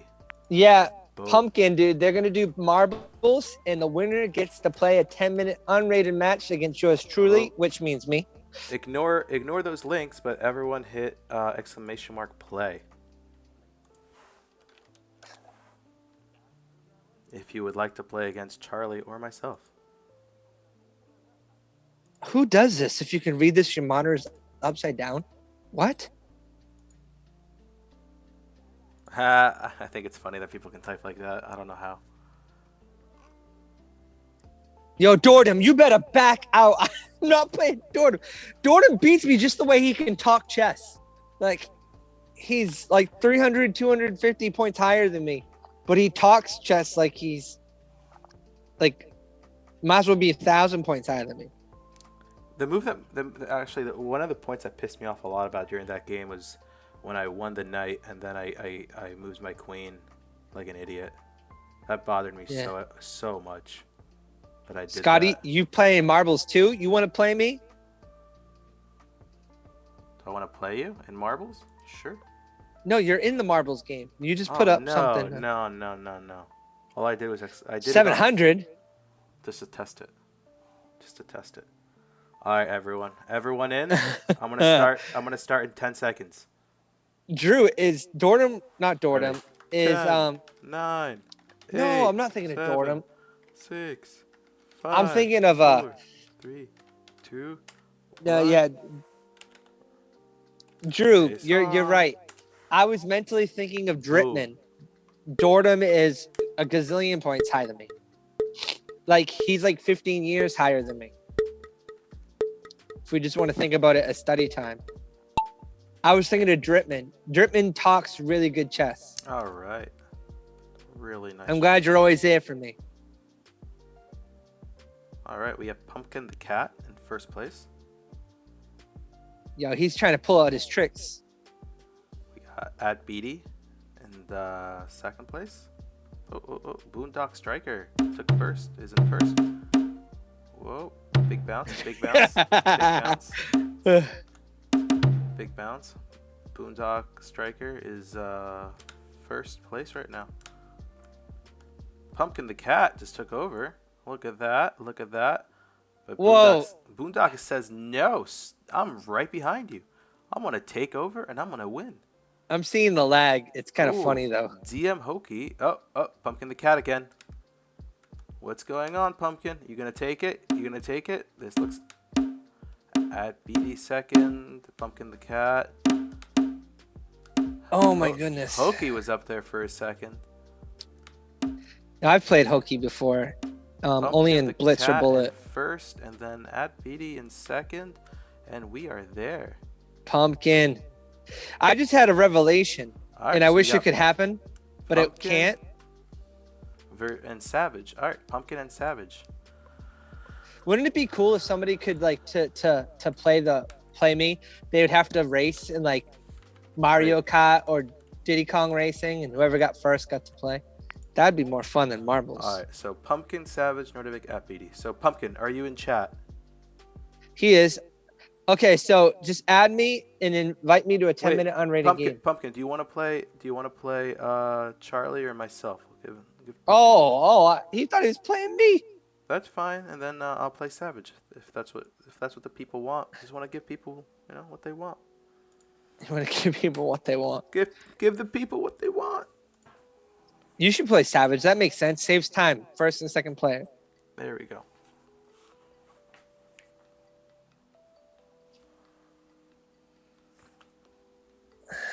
Oh, look at his desktop. He's got Safari. He's got Epic. He's got Discord. Okay.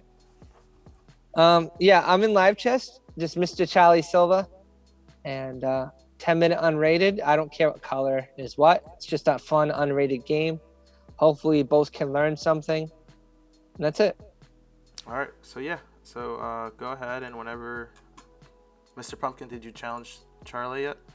Nah, I didn't. He didn't yet. Mr. Charlie Silva. That's correct. Yeah. He just did 10-minute unrated. His name must be Banana Pajamas. Is that correct? Yeah, I think that's. Who else would be adding me right now? Okay. All right, there they go. I'll take my headphones off or yeah. Why? Oh man. Okay, move, Banana. You got 1 minute.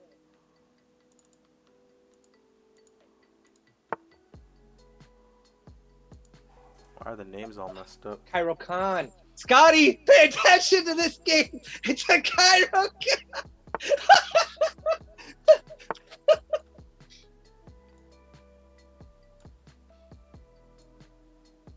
I gotta remember what I was doing. Hold on.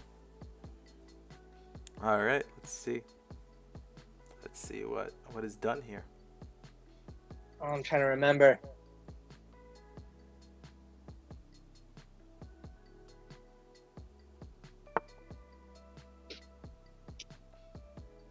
Two knights approach. I haven't reviewed this in a while, but I know I did 2 nights against the Cairo Khan when I was practicing it at one time.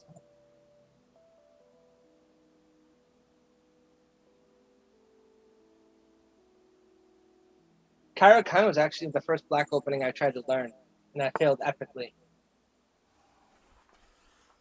Cool. I like it.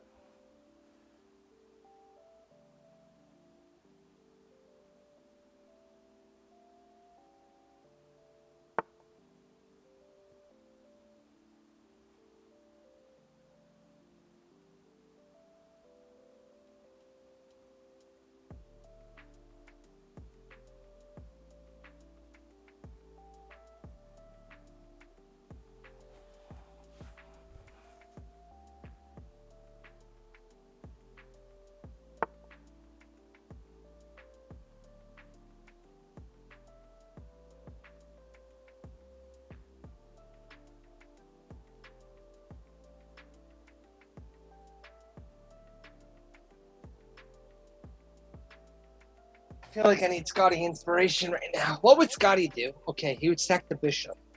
King goes to F7. Not sack the bishop. Maybe I would. King goes to F7.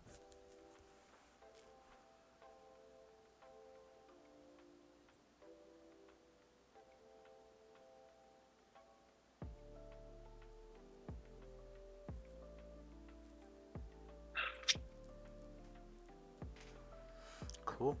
So, Cardia tank, you're saying Queen E2 is the move here?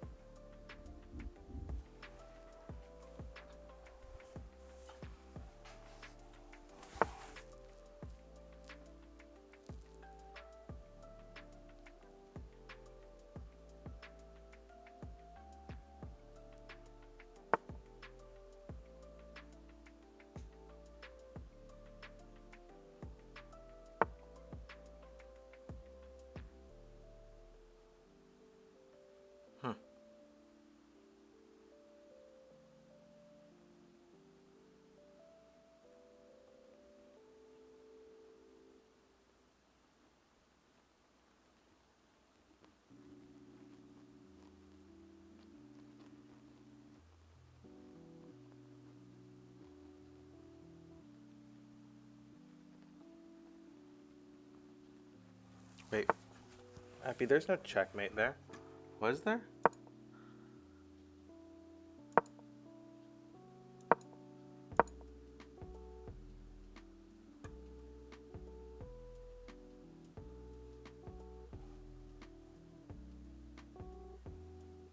Oh.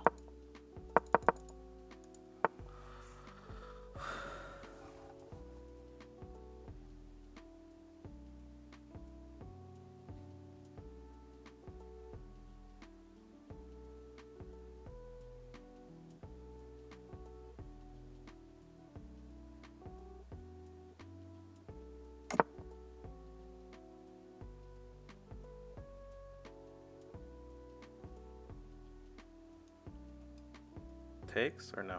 What do you think?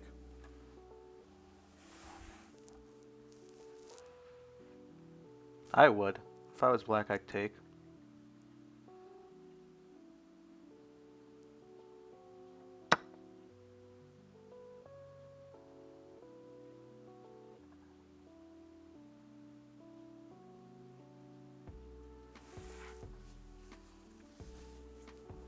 I can mess up this move order. If I took the knight first, he took the bishop. I take knight. He takes with queen. It's uneven. So if I have to take bishop first, he takes queen. I get knight. Now he's right. Now instead of this though, black probably should have done that first.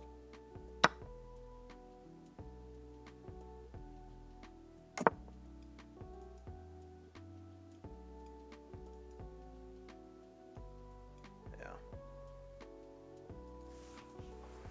But whatever.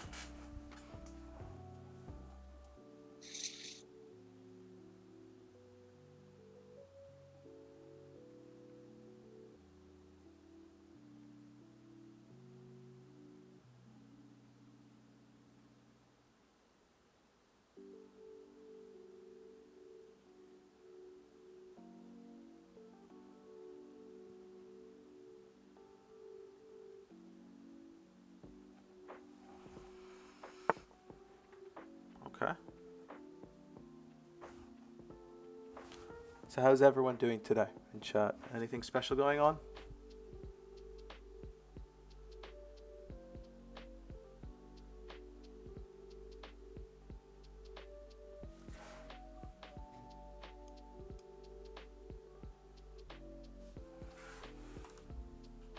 I think I should have had a.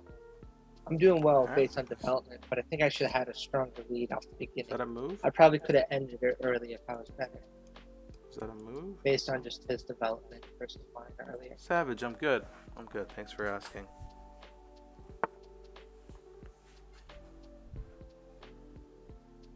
Oh, that's really cool. He's trying to develop. Narvik, that's really cool. Yeah. Yes.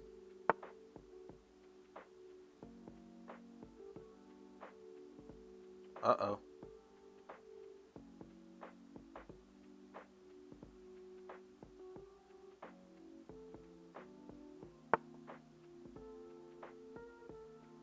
Okay, so he's trying to trap the bishop.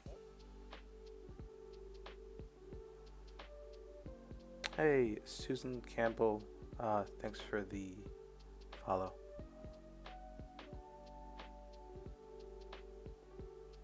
How did you do, Nordvik?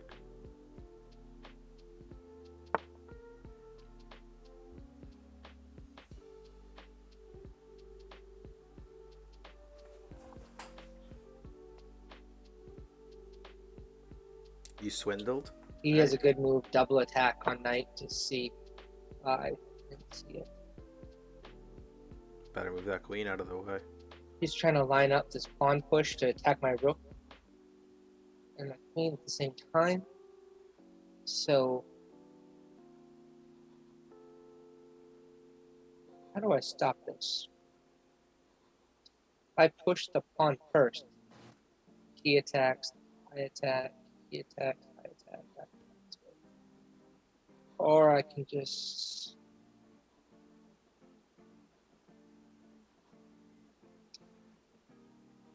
No, I don't want him to do this. So I'm going to use this pawn. Plan on taking the knight, trade queens.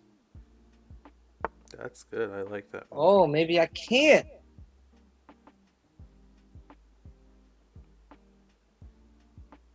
Oh, I'm gonna be dirty.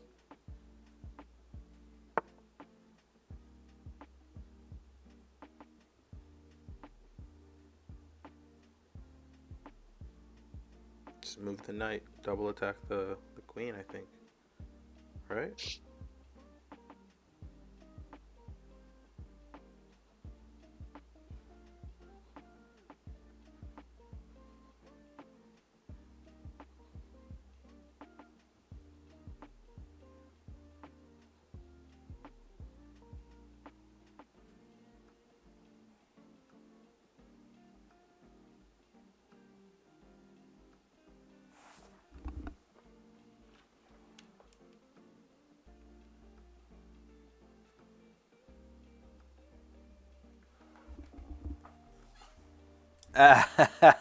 Pretty scrubby game.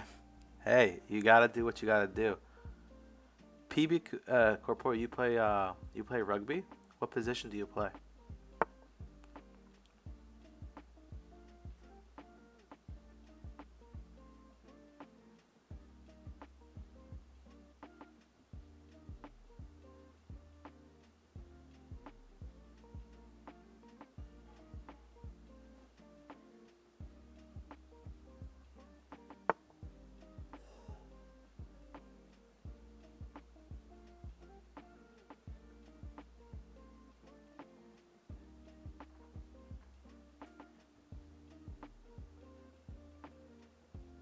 That's cool. I was I used to play hooker.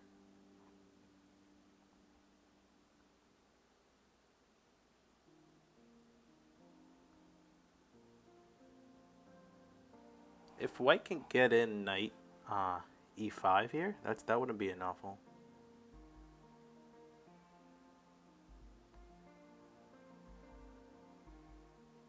Did I know what, Nordovic?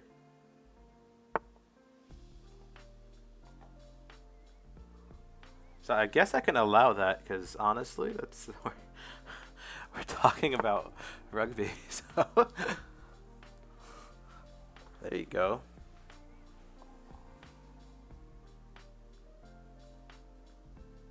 It's a good move. That's a good move.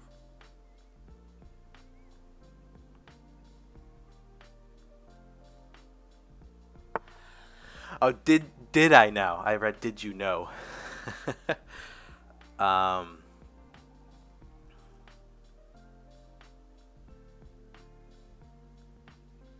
so I think white has a cool move here if possible, which is take the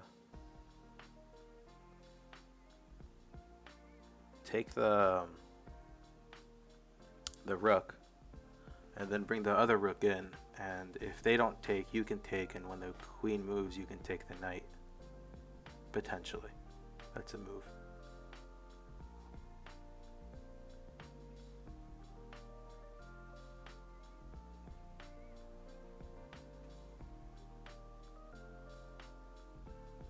You got it, Charlie. Why am I so stuck? I don't know why. Oh, I know why. I suck. Yeah. You'd like knight c4? Okay.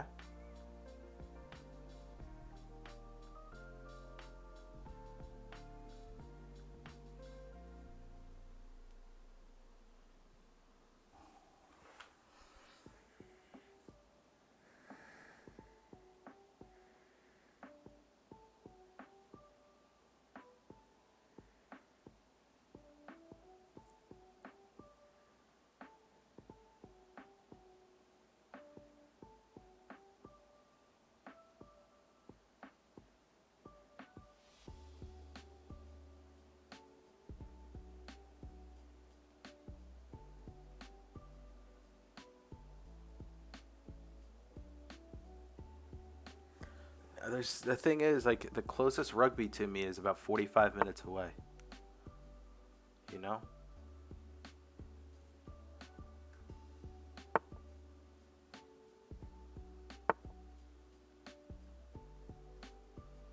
When in doubt, repeat.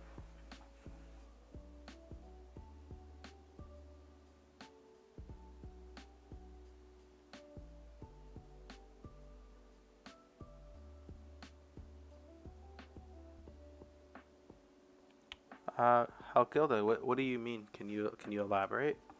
Was I saying that?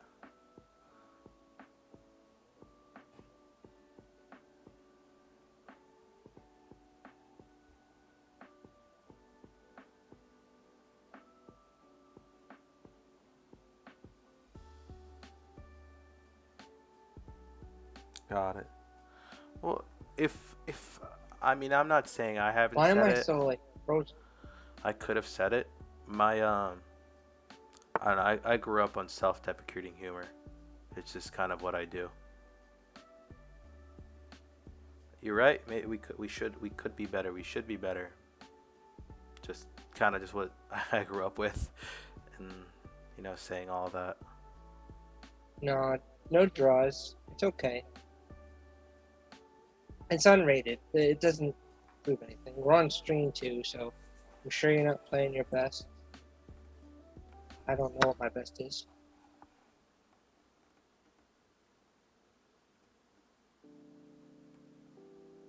That's cool. Got rid of the liability.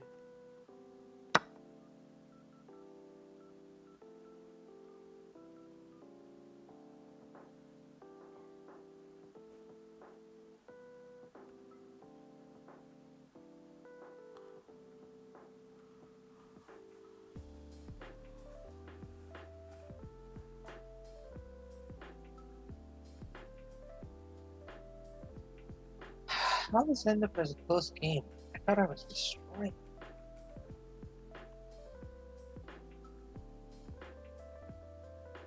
Yeah, I'm not saying you're wrong. I'm not saying you're wrong at all.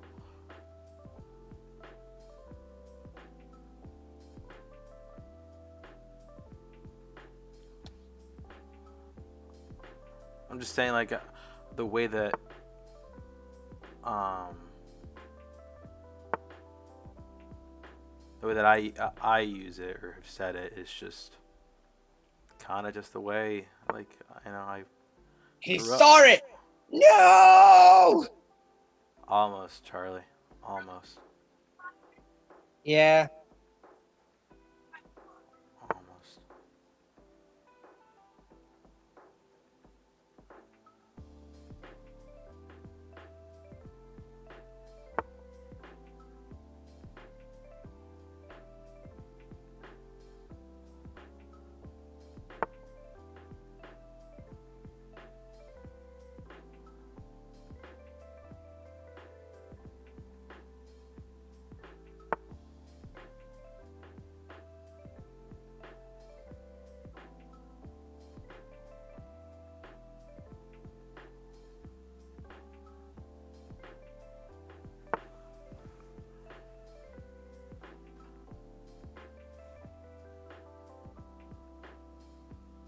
Yeah.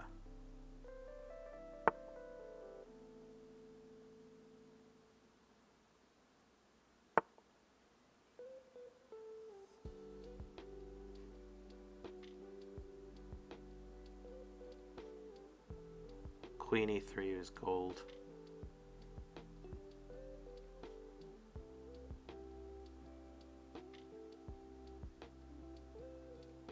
I see one thing I can do.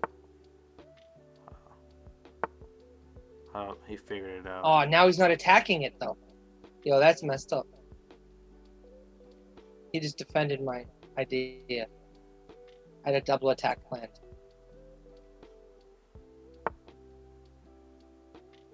Wait, it's hanging.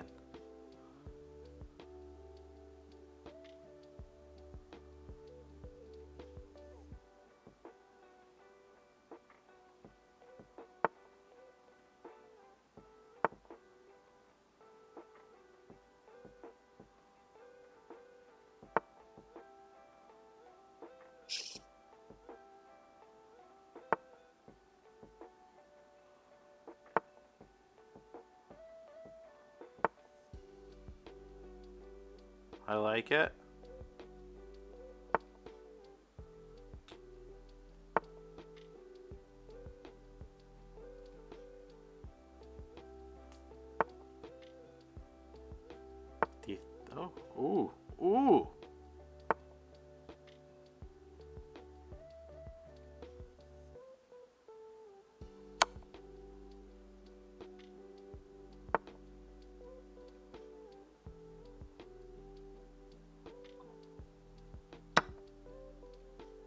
Oh, Charlie.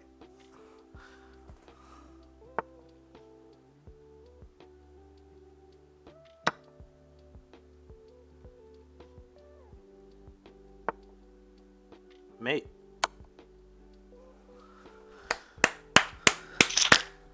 Nice. Nice. Good game.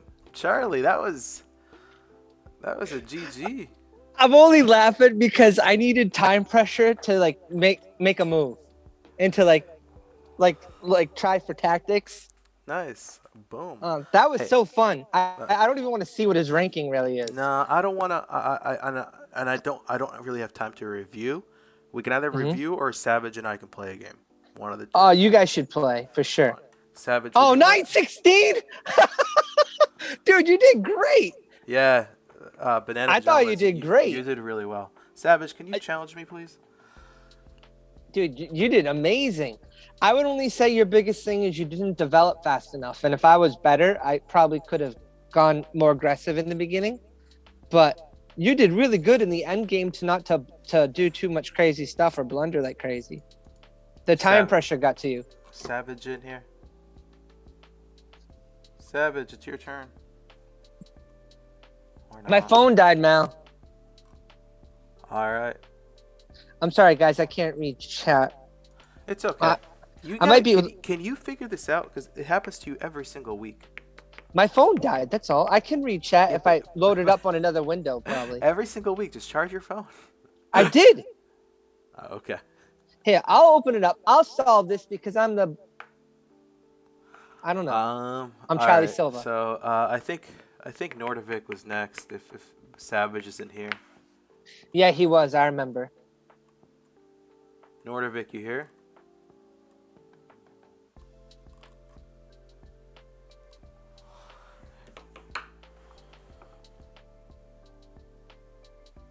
All right, I got the Twitch stream on now.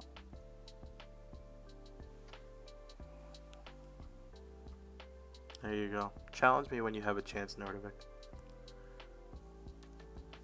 I need to check this off.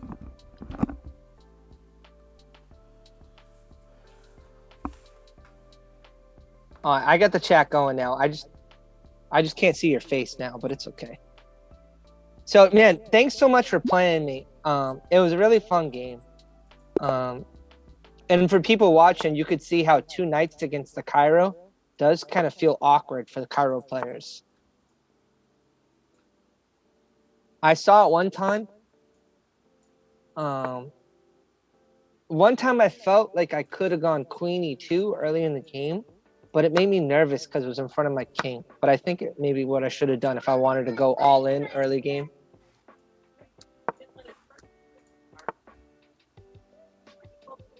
Daddy, my iPad's dead. I'm sorry that your iPad's dead. You want to sit with me, but you can't be too loud. Did you see his bug bite at the side of his head? Look at this bad boy. Are you playing yet, Scotty? No. Yeah, I'm sorry, when I'm fixing the stream.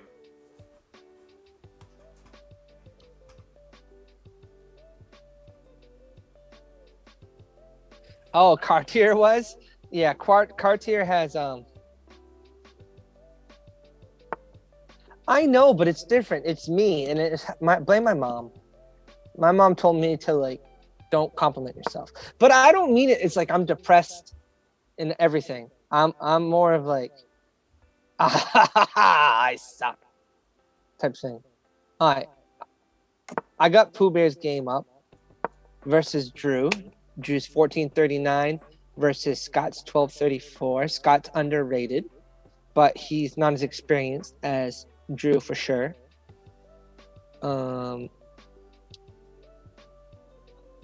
Scotty's got the dragon, but not the accelerator dragon, I don't think. Okay, what are you doing? Grabbing you can't watch TV right now. You want to sit beside me? No, I want to watch TV. Home slice. Come on, kid. Because my iPad's dead.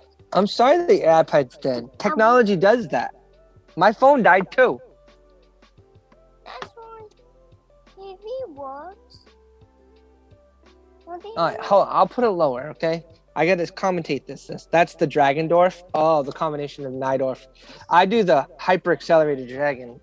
All right, hold on. Say it. YouTube. You got. Okay, I did it.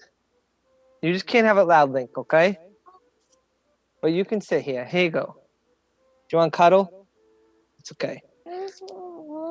I know you've done great. You've avoided me for hours. I'm a horrible father. I'm sorry. All right. So Scotty he castled, and Drew follows up with the Queen D2. This looks very textbook Open Sicilian.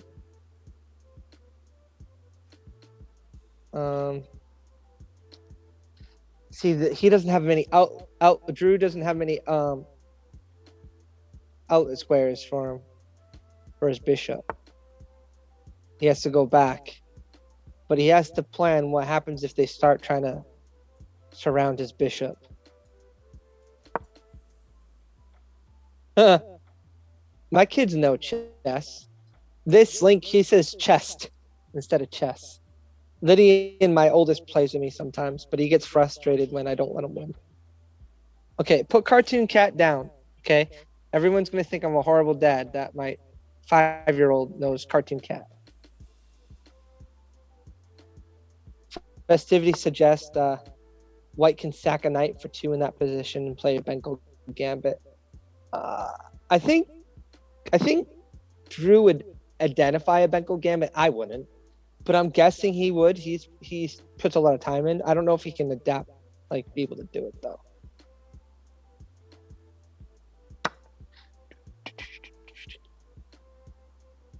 What do you guys think? Pawn take or knight takes? Knight takes. See, I don't like knight takes because the pawn can just push it away, and then he loses his pawn. Do you guys see that? Am I right? Now e6 threatens to kick the knight out, and then you lose your pawn on e4. Am I right? Am I right about this? Knight 3 still. Okay. Scotty heard me though. Knight c3 protects the pawn again. But what about if they go pawn? What happens?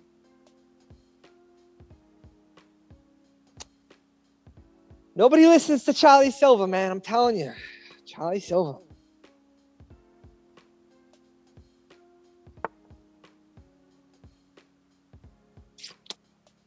Bada bing, bada boom. Say it, Link. Bada bing, bada boom. No, Okay, no. I don't like to say those things. You don't? What do you like to say?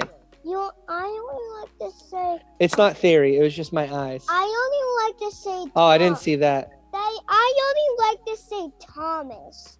Why do you like to say Thomas? Because he's a twin Thomas. Yeah, that's cursed Thomas. Yeah, you like scary things. I know. All right, so See, Thomas gonna be straight. all right, just don't put it loud. All right, he's gonna obviously move his queen I want to watch some of these movies. or every take day. simply. Hey, these are the movies. Shh, Link, you're too loud. Okay, you can talk, but just don't be too loud. All right, so this is an even game.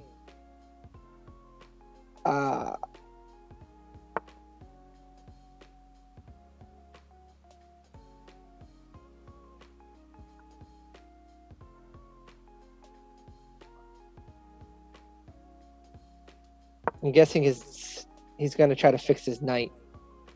I'm guessing knight to d4 or knight to f4. Rook. From aid. My son Link, he's only 5, but ever since he's a kid, he loved Jurassic Park, and now he likes Godzilla's. But he also likes cartoon dog, cartoon cat, cartoon mouse, siren head, all these things that most people think he's crazy. But he doesn't find them scary. So he goes on these YouTube surfing of all these people that just do these things with what's the guy's name? Who's the guy that made Cartoon Cat? Trevor Henderson? Yeah. Yeah, Trevor Henderson stuff. Yeah, those are all the toys I want. Yeah. The toys. I want to buy those things. Yeah, I'm sorry. Some of your toys are in where? They're not here. They're in Dubai already?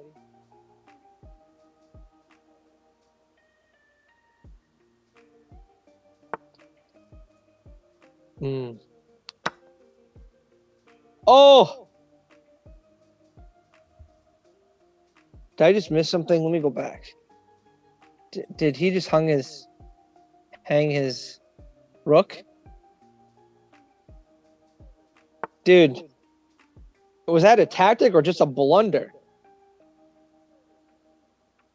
Oh, now he's forking the rook and the queen. I didn't see that. Oh, that was. But if he moves his queen, it's just a trade. But then he gets it back. But then he can take the bishop back. Oh, I have to look into it steeper. So moves the queen, gets the rook.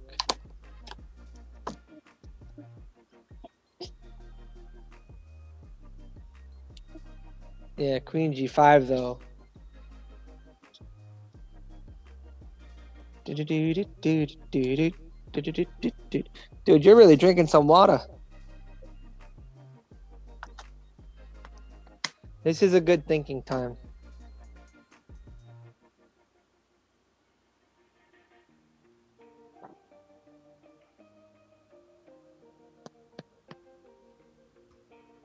Link, what do you think Scotty should do?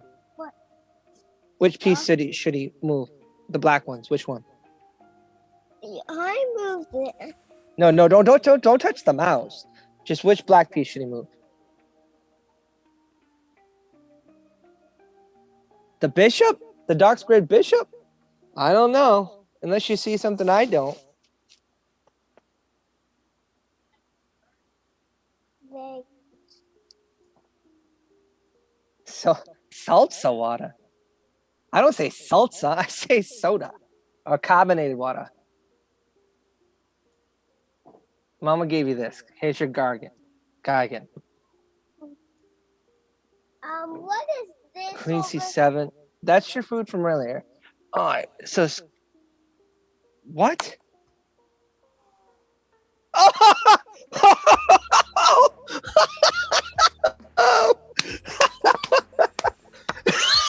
The one move you shouldn't do.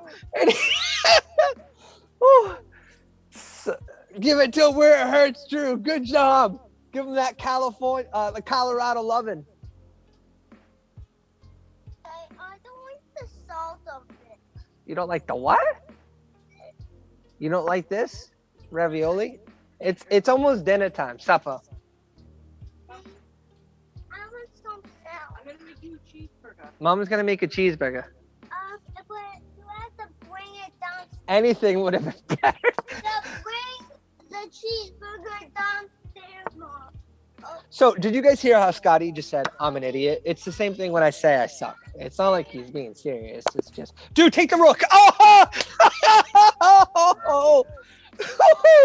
Those are some spicy meatballs. Woo! Woo, Scotty, you went the one place you shouldn't have gone earlier.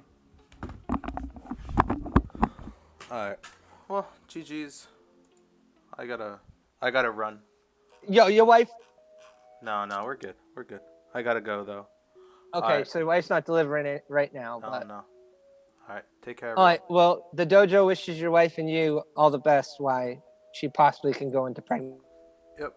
Alright, see you guys. GG. anytime. Not pregnancy, delivery anytime. Labor is the word. Bye-bye, guys. We'll see you later. Alright. Thanks, Dojo, for Later. hanging out with us. Take care. Bye-bye. Say, good game, Drew. Okay, Joe. Oh, yeah. You guys have someone we could raid? I want something. Yeah, who should we raid? Hey, From Raid, thanks for hanging Yeah, who out, should we man. raid? Pumpkin Hey, Cat, thanks for From the Raid, game as well. Yeah, I enjoy chess, especially when I'm not playing. And I watch my friends lose or win. It's just a different type of joy. Yeah, sorry. I'm just looking. Sky, Someone we're here to for you. raid. Yeah, we're waiting for them to chat. Guys, help us out. Who should we raid? Somebody suggested can. Oh, that's the question. Can the Cairo Khan I win? mean, All right. Yeah. See I you all think later. he's just completely fine here. Bye, but, guys. Later. It's a good move. I think I go here. You try to be You okay, Scotty? clever or something. Yeah. If you Yeah. be 6, now I can Gonna just take. Send over I can raid the also bot. not. Oh, we're still You on? can go, Yeah. uh, Stop it.